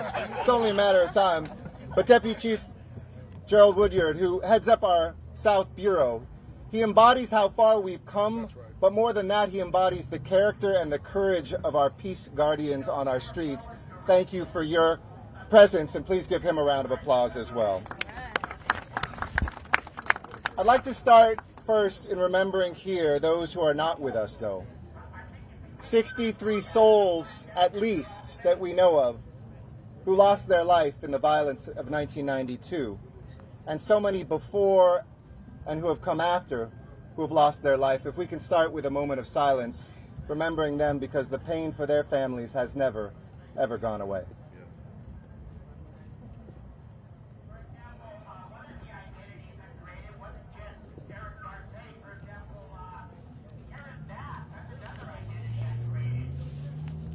Thank you.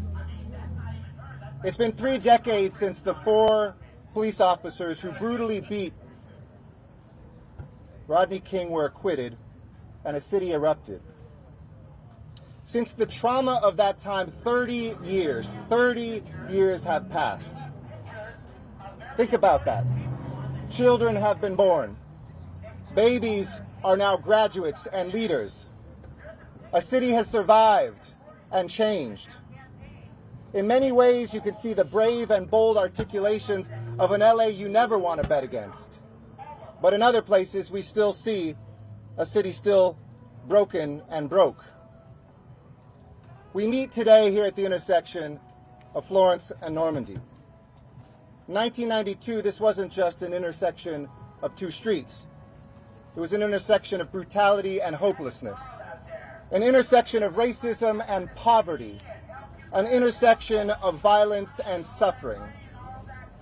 And in the 3 decades since that violence erupted here, since the dozens of lives that we saw lost, a spark that led to $1 billion in damage, businesses that went up in smoke, that destruction that was lit, a frustration that boiled over into our neighborhoods, the fear that closed us off from one another, and thousands more people who were injured, and 3 million plus people whose lives were changed forever 30 years ago. Now, to some of us who lived through that moment, and certainly to a new generation, that might seem like a long, long time ago. The events that we commemorate today might seem like distant things in our rearview mirror. But to the families who lost someone, to the children of business owners who still haven't slept a single good night since that, to the communities that have moved on without being moved up, the anger and the grief that exploded 30 years ago are still very real and present in trauma here today. Whether it's because of the racial injustice and prejudice, the deep-rooted inequities that still persist, whether it's the struggles of a small business owner just to stay afloat in the midst of a pandemic and more, we know that people in this city are feeling insecure about their future, cut off from opportunity, and perhaps cut off too often from one another. A recent survey from Loyola Marymount, you might have heard it across the street, I was going to cite it first, that's been conducted every 5 years since 1997, showed that 68% of Angelenos thought it likely or somewhat likely that we'd see another wave of riots in the next 5 years. That's an increase since the last survey, the highest percentage since the late 1990s. But with all the suffering we've gone through, that's not hard to understand, but it is the responsibility of leaders, the responsibility of leadership to awaken our sometimes slumbering hope, to resurrect the renewal of our deepest dreams, to manifest the material gains we must realize if we are to bring about a just city and a just chapter. You see, in the face of history, I choose not to leave, but to learn. Not to live with a corrosive fear, but to lean into an abundant hope that we can see in the people around us. And I know it's tough, because we live in an age where one voice tries to be louder than all the rest. I wrote that before this. Where 100% of us want 100% of what we want, and we want it now.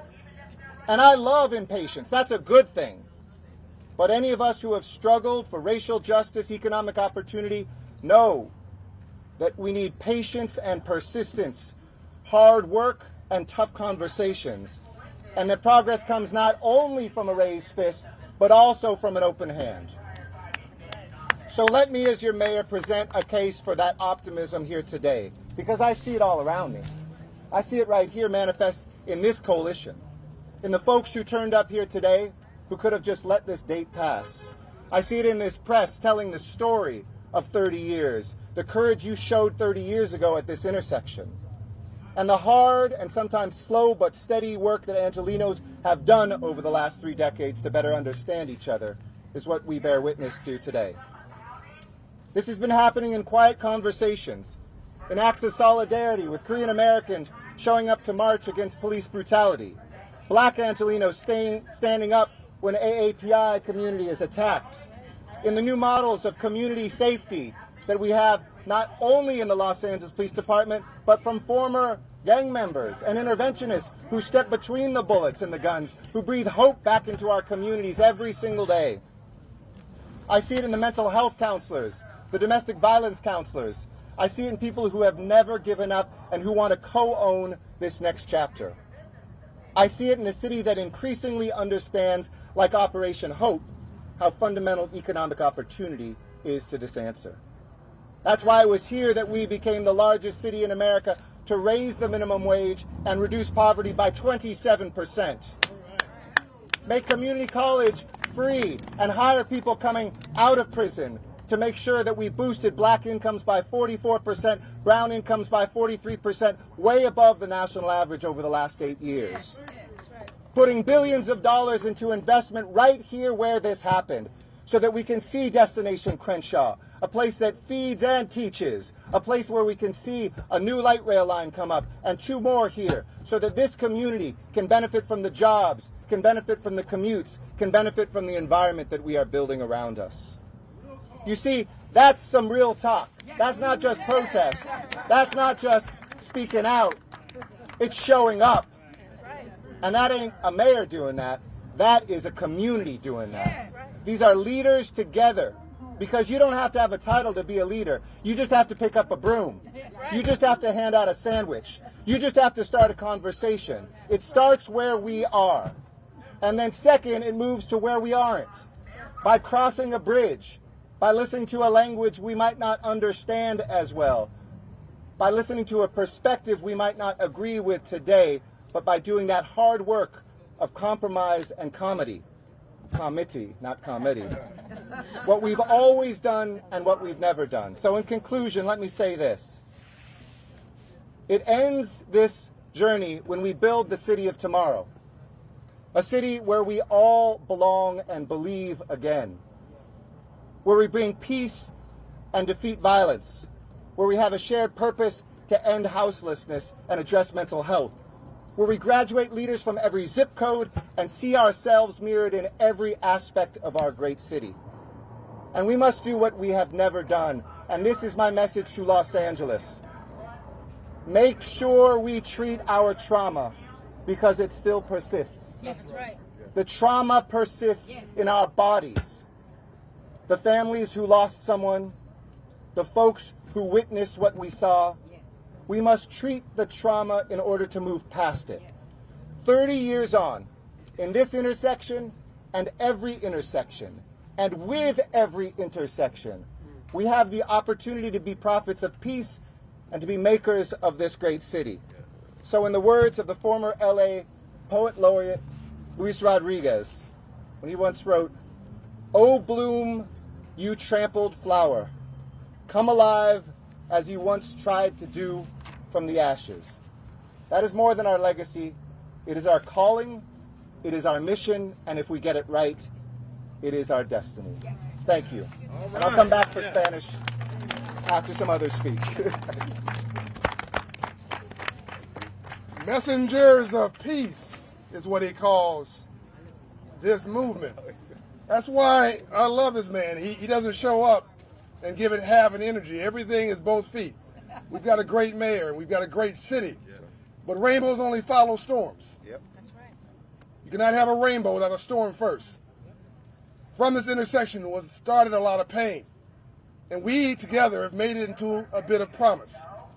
In this one story of mine, Operation Hope, which started here as an idea, has now invested $4 billion in home ownership and small business ownership and entrepreneurship around this country. And while we're around the country, we started here. And there's so many other heroes and sheroes, community builders here, which Maxine Waters put the first dollars in. You've got the Urban League that's here. In one of their biggest offices here in Los Angeles, over 100 years old, I believe. Yes. Michael is here. Yep. Robert is here. Yep.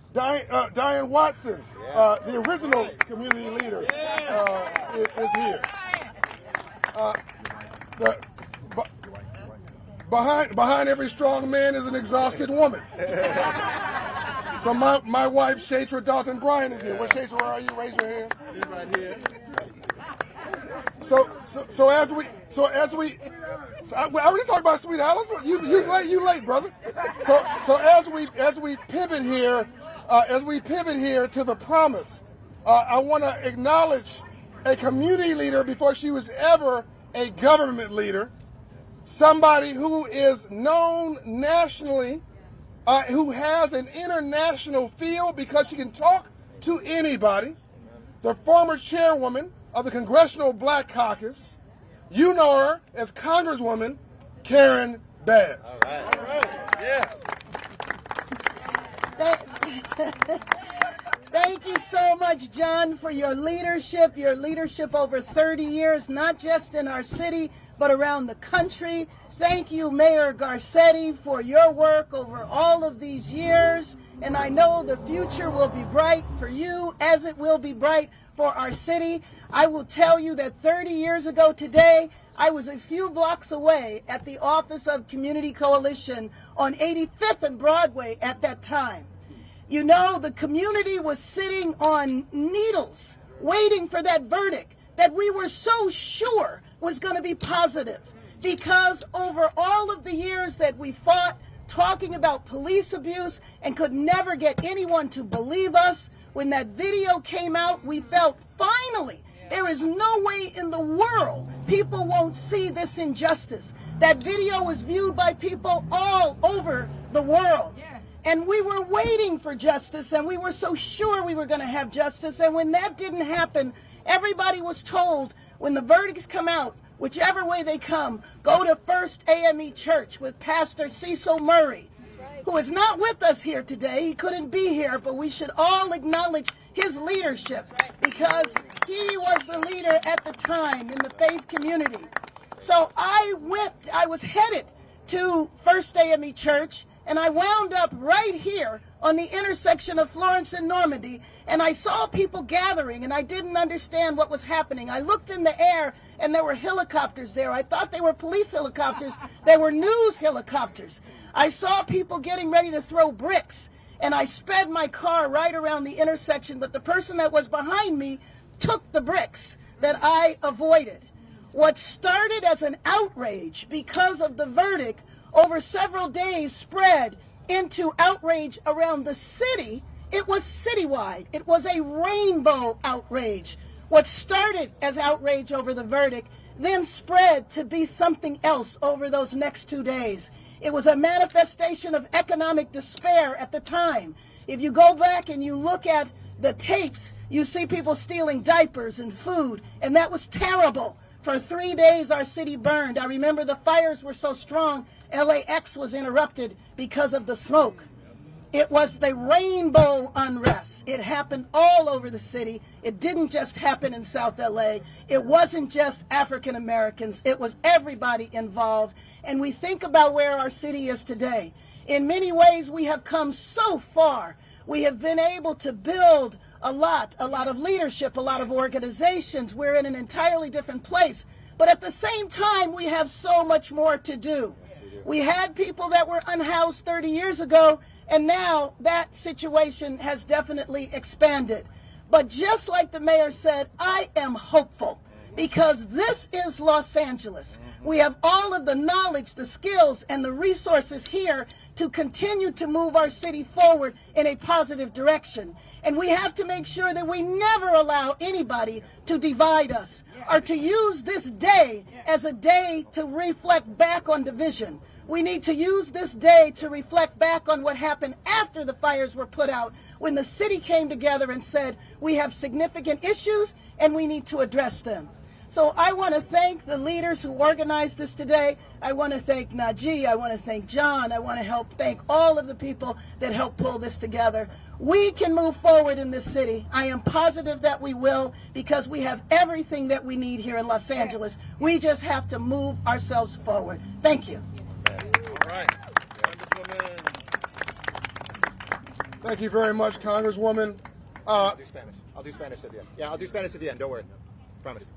I told you, the mayor speaks Spanish and he's also speaks black. So anybody needs a black translation, we'll do that. No, you stay out here. I'll do it right now. I was going to do it at the end, but I'll stay here for everybody. Muy buenos días a todos y gracias por venir, especialmente los miembros de prensa. Han pasado 3 décadas desde el año 1992, cuando la violencia surgió sobre nuestra ciudad y miles de angelinos fueron lastimados. Y trágicamente, 63 perdieron la vida. Hemos avanzado en las últimas 3 décadas y su ciudad ha invertido en crear más oportunidades económicas y fomentar la equidad en todos los vecindarios de Los Ángeles, pero necesitamos hacer más. Estamos trabajando para crear fuentes de confianza entre nuestras comunidades y el Departamento de Policía. Y hay más gente que están trabajando a traer la paz a sus comunidades. Trabajadores, ex miembros de las pandillas, los consejos que pueden traer el consejo que necesitamos en nuestras comunidades. Hay más camino todavía por recorrer, pero también reconocemos que lo que hemos hecho hasta hoy, juntos y solamente juntos, podemos y debemos comprometernos a tomar pasos cada día para crear una ciudad más justa. Gracias. All right. When I was growing up in Compton, I had a friend who was Spanish, and he taught me Spanish. It wasn't that Spanish. That was proper. That was proper Spanish. That was brilliant. Thank you for doing that. Now we pivot to the next generation of leaders. I want to acknowledge Najee Ali. I want to acknowledge Lance Triggs. Yes. I want to acknowledge the heroes and sheroes who don't get the limelight, but who do the work. Please, if I didn't say your name, blame it on my head, not my heart. We see you. Because I know coming up what it was like being 26 years old and no one saw me.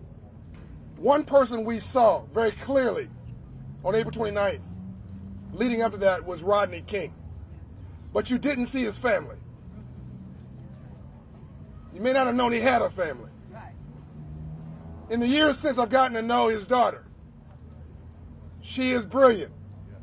She is a professional. She has an occupation. She has a family. She has a heart. And she's continuing the legacy. And she's running his foundation. And she's here today. She's here today with her son. The second, so now you have 2 generations. And she's here today with her mother. I'm sorry, Rodney King's mother, if I got that right. Please join me in welcoming Laura King. All right. Hello, everybody. Hello.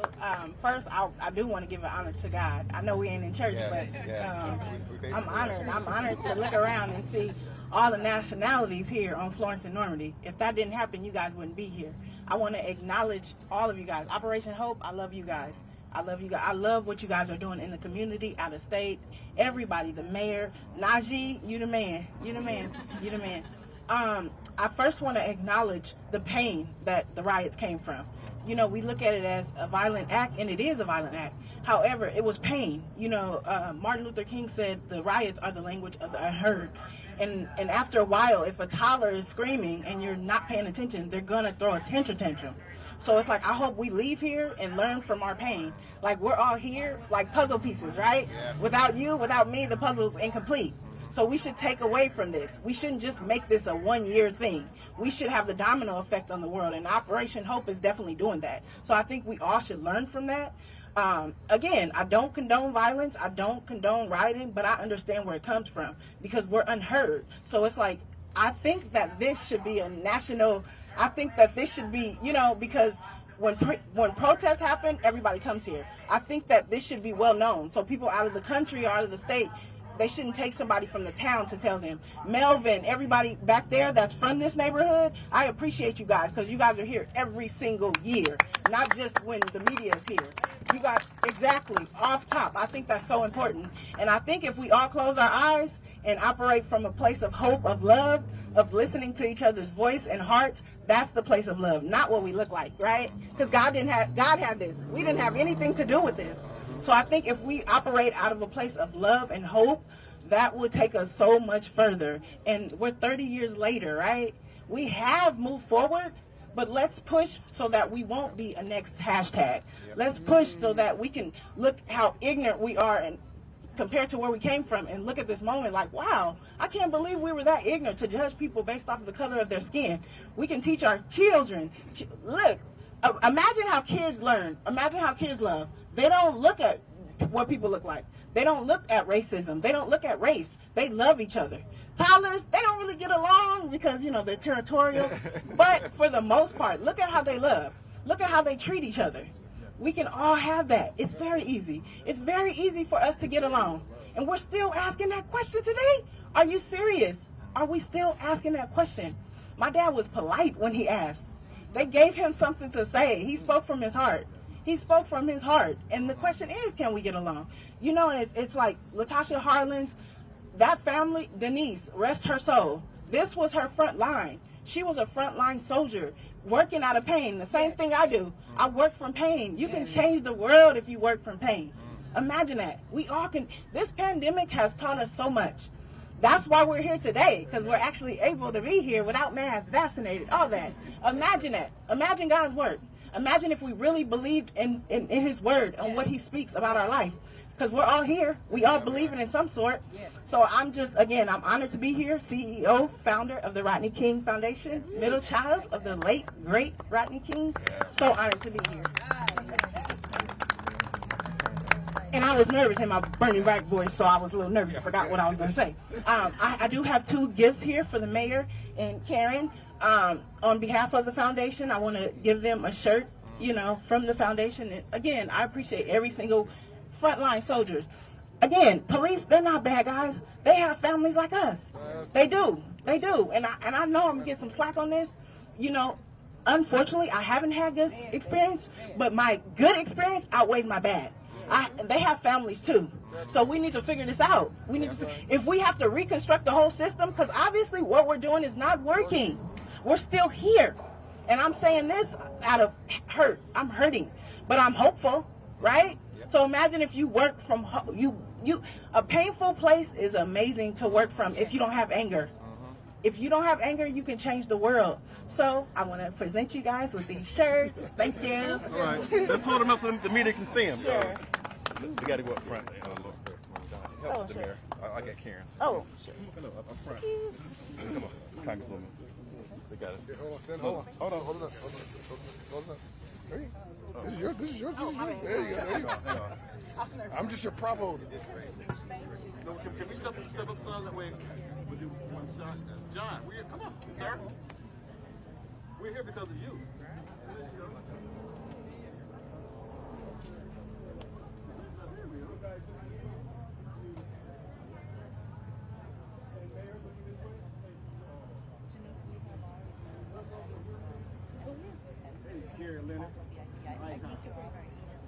Yes, I am. I think we might have somebody there. All right. Okay. Our next speaker will be someone who is well known in our community. She's well loved also. She's also my big sister. But more importantly, the Mayor Garcetti had so much faith in her that he selected and appointed her as the first general manager of the city's new civil rights department, Capri Maddox. Yes. Thank you so much, brother Najee. It's truly a pleasure to be here with all of you. Special thanks to you, Najee, and Community Build for having me be a part of this event. And we definitely want to give a special shout out to Operation Hope for bringing people together for this occasion. I really, as mentioned, Capri Maddox, Executive Director of the LA Civil Rights Department, and we have an incredible slate of leaders behind us, electeds as well as community leaders that rose from the ashes. I definitely want to recognize Laura Dene King. Thank you so much for those words of inspiration. I think it's so important to know that as we look at this anniversary, the city did go up in flames. And the Bible teaches us that God gives us beauty for ashes. And as a student at Cal State LA, when the civil unrest riots happened, we got our ashes. But we got beauty out of it too, because I'll tell you what, after the unrest, people came out. They came out in forces, and I remember people riding around with brooms and help and food and just resources and a lot of hugs. And I tell you, as we talk about, you know, we're not where we want to be as a city, but we're not where we could be. And LAPD has done some things. There's some things that have gone wrong. And even when I saw the Rodney King beating on March, it happened on March 3rd, 1991. So the trauma went on for a whole year, even before the civil unrest. And so it's important for you to know that LAPD has moved forward. We have more access. We know that there is more accountability. But as the mother of an African-American teenage boy, as a wife of an African-American male, I know that we are not where we should be, and all of us feeling, I'll just say this, a lot of the mothers have a pit in their stomach when their kids and the African-American men in their houses leave. And I know that although we're not at the situation we were in 1992, a lot of the things that happened in 1992 are still happening today. We still have systemic racism. We still have police brutality. And some of you know that we still have economic injustices that are impacting our communities. I think it's important for us to know that we had a city in 1992 that had disregard for a lot of communities of color. And what happened in 1992, and we talk about the fires, they were burning a lot before then. We know that in 1965, we had a civil unrest, and we thought people are listening. We thought that in 1992, people were trying to listen. But we know that now in 2022, too many people are dealing with some of the same issues. Our young people aren't able to find jobs. Our neighborhoods are neglected and underserved, and too many communities of color are given too few resources. Back when the footage of Rodney King's beating happened, I remember thinking, oh good, I felt vindicated. We got it on camera, we got it on tape. Now people know what happens in certain arrests when we have contact with police. And I thought finally they got it on camera so no one can deny what the black community faces. Well, that was before George Floyd. That was before Tamir Rice. That was before Philando Castillo. That was before we had cameras on many police officers in this country. And yet the mistreatment did not stop. I want to be clear, again, we aren't the same city that we were 30 years ago. We have incredible leaders like Mayor Eric Garcetti and others that have been intentional about dismantling systemic racism. But as I stand here today, I want you to know that our department is here to continue the work, to continue to find justice for all, particularly all communities that have been mistreated as it relates to hate crimes and discrimination. We are one of the most diverse cities in the entire world, and yet we have an uptick in hate incidents against our Asian American community, our Latino community, our immigrant community, our African American community, and I think it's and others, I could name them all, Jewish community, etc. But I think it is important to know that in the city that is so diverse, we need to continue this matter. We need to continue this fight. We are a city of proud African Americans with wonderful legacies, but we have to know that our communities continue to be undervalued. And if we haven't learned anything in the last 30 years, is know that we must keep the faith, we must keep the fight, and we must continue to move forward together. Thank you. Thank you. Great job. Thank you, Capri Maddox. I know this is a long press conference. We have just 2 more speakers. Bear with us. Hey, our next speaker is Deputy Chief Woodyard. No, it's funny because they used to arrest me. Now I'm introducing them. No, but with all seriousness, there's no time for them to arrest you. and I've always said this, black activists, we are not anti-police. We're not. But we are anti-police abuse, anti-police racial profiling against our people, anti-police murder. And that's what we've always stood against. But we support law enforcement because at the end of the day, they're the ones who keep us safe. When gunfire happens, I'm running away from it, but they're running to it. So I want to thank Chief Woodyard, who's my friend, he's our partner, and he's in charge of South Bureau. Chief Woodyard. All right. I did not pay him to do that. Just really quick, I had some notes I wanted to put together, and he told me I had 2 minutes. But when I think of 1992, I want to take you back to 1992 from someone that wasn't even on the department yet. So back in 1992, in this city, we had 1,092 homicides.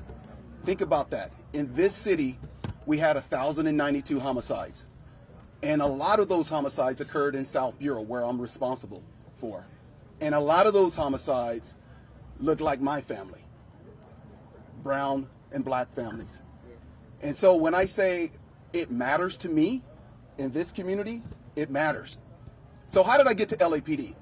So I'm a guy that graduated from Long Beach State, played football there, went to law school. But on one occasion, I'm driving from Long Beach. Mind you, I'm from Alabama, moved to Sacramento. I'm driving from Long Beach with my friend Chuck, going to church in Inglewood, but we happened to go through the city of LA. Got stopped. City of LA cops. In suit, got taken out of the car. With that being said, the explanation that was given to me was not up to speed. As opposed to getting angry, I decided to come on to LAPD and make a difference. That's what I decided to do. When I got here, I had mentors. I had people that I looked up to. And I never would imagine that I would be sitting in this chair as a deputy chief in this bureau, because this community reflects my community where I grew up in. So let's fast forward to 30 years now. I could tell you, Najee Ali, I've known him the majority of my life. He arrested me. Nah, I don't know if I arrested him. But I look around, I think about the Watts Gang Task Force. I think about Skip Townsend, Taco. These are guys that I've known for the majority of my life. Coach, there's a lot of folks that I've known since I was a brand new police officer on this department. And I could just tell you right now, the ground truth is, we have great relationships with folks in this community. They want us here. And I'll tell the chief that every day of the week. They want us here. They want cops to do the right job, or do their job the right way. I want cops to do their jobs the right way. I want you to treat our community like you would treat your family. Those are my remarks. Have a great day, and thanks for allowing me to be a part of this. Great job. Great job. All right. Thank you, brother. Thank you, brother. Thank you so much. Yes, sir. Thank you. John, yeah. I don't know if you know it. I mean, now I think it should be now. The mayor has stayed here the entire time. Didn't bounce out. He's here. The leaders are here. We're about to wrap up. We've got one of my most important speakers coming up next. I'm about to introduce her. I want to, as I bring her up, I want to acknowledge Congresswoman Maxine Waters. Her district director is in the house somewhere, I'm told. I mentioned her earlier. She's here in spirit. I want to acknowledge Bishop Charles E. Blake. I want to acknowledge Reverend Murray, Mark Whitlock, the late John Mack. There's so many heroes and sheroes. Marva Smith Battle Bay, who was here in the trenches. This is their time to know that they did not live or die in vain. As we pivot here, there was clearly on the left of me, I believe, is Laura King. Behind the left of me, that was her father represented a flashpoint. The Korean community represented another flashpoint. Someone said this morning, before the riots, they were Koreans. After the riots, in the years after that, they became Korean Americans. They began to integrate and bridge. One of those bridge builders, key bridge builders, is Hae-Pin M, who created a great organization called FACE out of the Korean church and has literally been at this work for nearly 30 years, even though she only looks about 30. Ladies and gentlemen, Hae-Pin M. Thank you, John. Thank you, John. Good morning. Good morning. Again, my name is Hae-Pin M. I run a nonprofit called Faith and Community Empowerment, or FACE. We strive to bring the face of God through service and lift those who are faceless. I think we've had a lot of church this morning.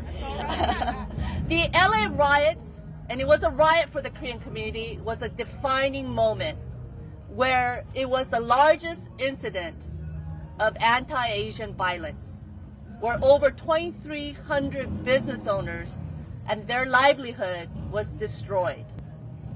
And in that situation, the police abandoned us, and we were kept to ourselves and to fend for ourselves. Every time that the LA riots comes up, Latasha Harlins and Sun Jadu is also brought in place. I know for a Korean American, I'm not sure what Rodney King has to do with Latasha Harlins. During that season, 25 Korean store owners were killed by their customers. None of that was covered in mainstream media.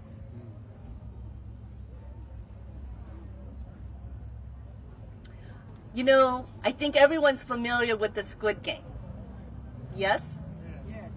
You know, the game master set that table, the game board, in such a way the players were pitted against one another. And they would not come out at the other end without hurting themselves and hurting each other. And I really believe that the system that put Latasha into that store, as well as Sun Jadu, are both victims.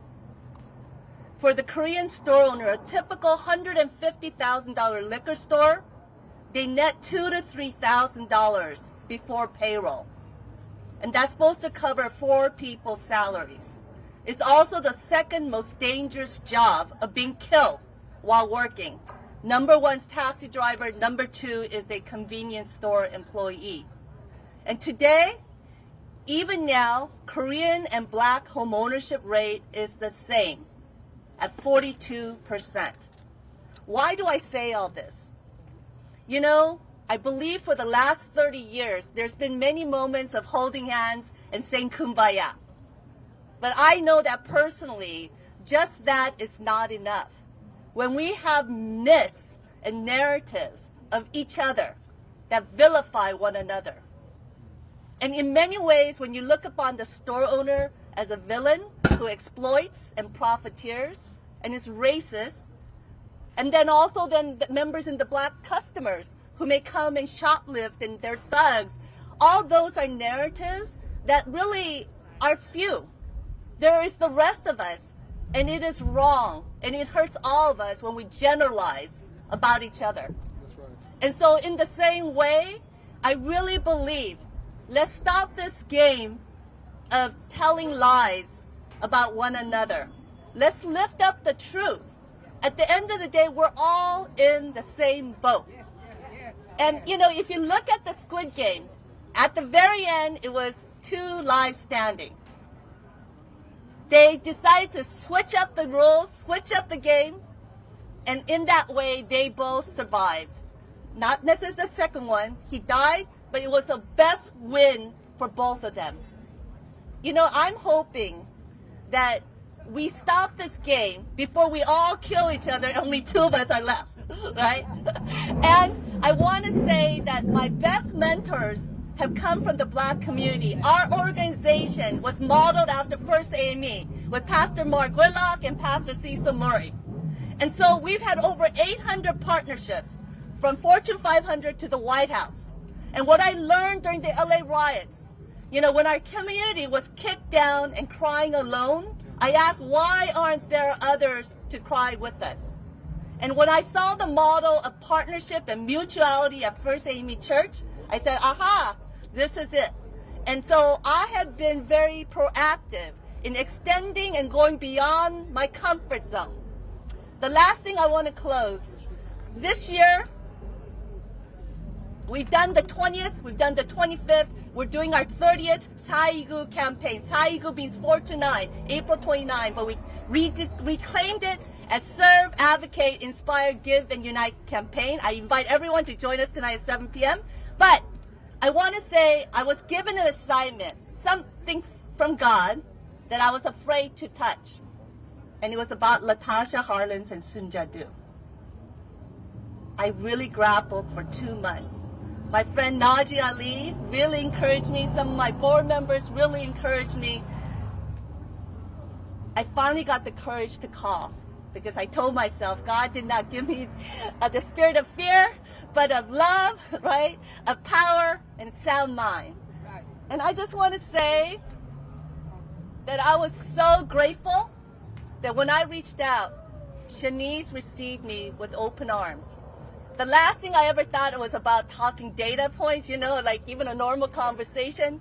But she gave me that comfort to share that we're all in the same boat together.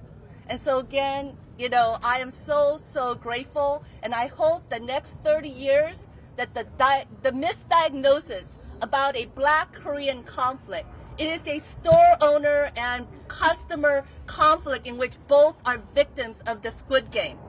Let's get rid of those games, let's get rid of those rules, and let's stand together and win for all of us. Thank you. All right, amen. Okay. Hold on. Thank you guys for being here. As we culminate this important anniversary in this moment, there's something 30 years in the making. It was just suggested by my colleague Robert from Community Build. I'm going to let Robert and Laura and Najee do this honor to Hey Pen M. Thank you. Hey Pen, well, we wanted to tell you and everyone here the profundity of Rodney King's statement of, can we just get along? I think if we look around, we're seeing that we can just get along. Yes. We can more than just get along. I was sharing with you on the bus that my wife and I own a business that half our customers, 1,000 clients, are from the Korean community. So yes, we can get along. But you all embody and represent the hope of our communities uniting. And I would like everyone here to give Hai Ping and everyone involved a round of applause. All right. Amen. Now, he's poking out a little bit. He said we're going to give her a hug. So we're going to give her a hug. Give her a hug. Oh, I'm not done. I'm not done. Yeah. So when we hug and embrace, right? This is how we come together. All right? He jumped ahead of me. Everybody say amen like on the bus. And then the last thing I'll say is this. Jeremiah 29:7 says this. Take care of the welfare of the city, and in its welfare you'll have welfare. Amen. Another version says take care of the peace of the city, and in its peace you'll have peace. God bless you, and maintain the peace. No. Together. Laura, Najee, go, group hug. Give her a hug. Come on. Where's Jesse Jackson? Jesse Jackson. Where's everybody's hands at? You don't know how to hug. Where's the mirror? No. Hey, John. We're doing the Jesse Jackson. There you go. John, grab Robert's hand. Yeah, this is unity. This is what unity looks like. Amen. Amen. Okay. Thank you. And Thank you for being with us today. yeah, no, last speaker. Okay. And our final speaker is someone who's just as important as everyone else who spoke. Oh, yes. Don't go nowhere. But when we talk about Latasha Harlins and her tragic murder, Rodney King and Latasha are intertwined. Both these families suffered a tremendous tragedy. Latasha was murdered unjustly. Rodney was beat unjustly. And these families are families I've known for 30 years. They're like they're my family. They're our family. So with that, I want to bring up Latasha Harlins' cousin, Shanice Harlins Kilgore, the CCO of the Latasha Harlins Foundation.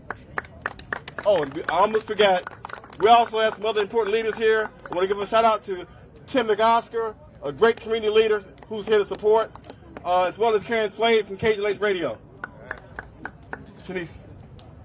Is it still morning yet? Good morning yet, or good afternoon if it's afternoon. Wow, 30 years later, right? I was 15 years old. I just lost my best friend, my cousin. It's still childhood trauma, right? It's still some bridges that needs to be filled, right? 30 years later. I once read a quote from Frederick Douglass says, no struggle, no progress, right? No struggle, no progress. We struggled. We still struggling. Have we made progress? We made some progress. Could we make more progress? We can make some more progress. And the only way we gonna make progress is to stand together, stand tall, keep God first. Us, we can get closer. We can bridge this gap between the stereotypical that they have of us and the stereotypical that we have of them. I want to thank Najee, the mayor, the council, everybody that's here that supported the Harlan's family during the past 30 years. Laura King, we in this together. We was only young when we first started, and 30 years later we married and got kids. We standing strong. We got it. On behalf of the Harlan's family, we're standing in unity for the community. 30 years ago, a traumatic experience for all of us. Rodney King, LaTosha Harlan's, to the 1992 uprising of losing millions of dollars. Many were injured. Thousands lost their businesses. For some places 30 years ago may have not been rebuilt. A lot of business was lost. Half of them are not still here 30 years ago. But through unity and bridging gaps between the racial tension and with the hard work and the dedication, we can build the community back what it used to be, but better, maybe better. Amen. Bring some healthy eating here, right? Better. It just can't take the community leaders. It has to take the community, the local officials, and if we become one band, one sound. I just told Hyping this morning that we need a South Central mass choir. Some with Asians and some with African American and Hispanics and whoever else want to join. Because eventually when we finish choir practice, we're going to be one band, one sound. Amen. If we want a better community, guess what we got to do? We got to be better. We got to set examples. We got to stand leadership. I'm only 46 and I'm ready to grind and to get my community back. Less crime, less hate, more love, more peace. Amen. Okay? So let's get it. There's enough money out here for everybody. That's right, Shanice. Come on. It's enough business for everybody. The LaTosha Harlan's Foundation, we just starting, but this ain't the first time you're going to hear about us because we're coming together with the Korean community and any other community that want us, that want our help. I'm standing in solidarity, if I said it right, okay? Because I'm nervous as hell. Okay? I'm good. I'm emotional. I'm still hurt. Like Laura, I'm still hurt. My mama stood at this podium 30 years ago. My mama died trying to fight for injustice. And guess what? She ain't quit because I'm still here. All right. Yeah. So on behalf of the LaTosha Harlan's Foundation, I want to give you a gift.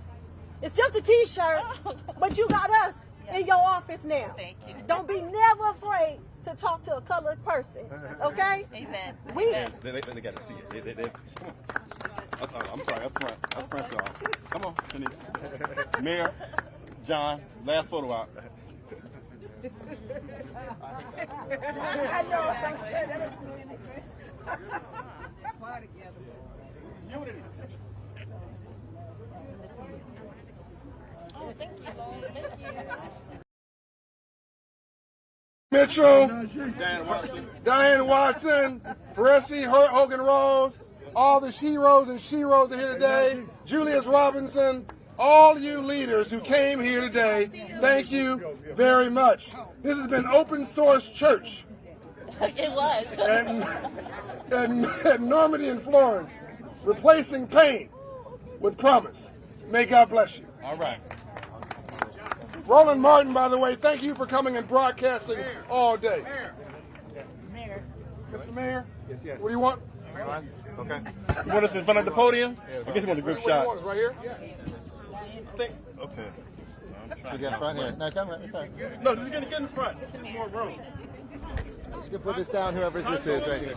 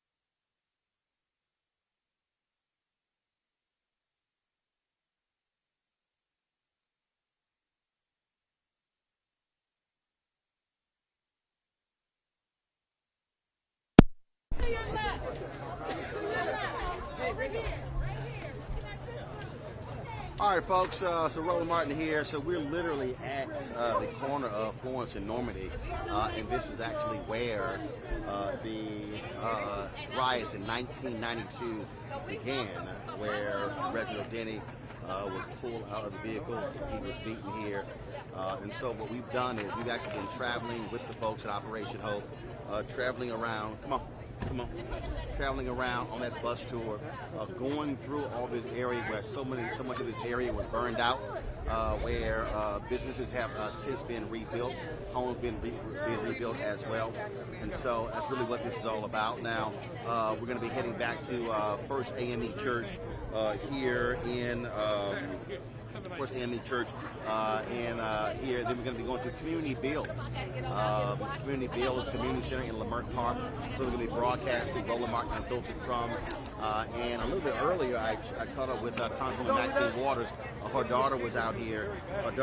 Yes, thank you, sir. I appreciate it. Her daughter was out here. And so Community Build is an outgrowth, actually, of Project Build. And so again, so we are here, covering this story. We were invited here by John O'Brien, of course, founder of Operation Hope, to be able to come out here and broadcast from. And so I just want everybody to understand. I mean, what you're seeing here, this is precisely why Roland Martin Unfiltered and Black Star Network was created. For us to be able, and again, while this is going on, just so y'all understand, while this was going on here, we also were broadcasting the unveiling of the Tommy Dorsey Institute, the building there in Atlanta. So we've been live streaming that. We've also been live streaming the posthumous honor of former Buffalo soldier that took place at West Point. And so all these different things have been going on.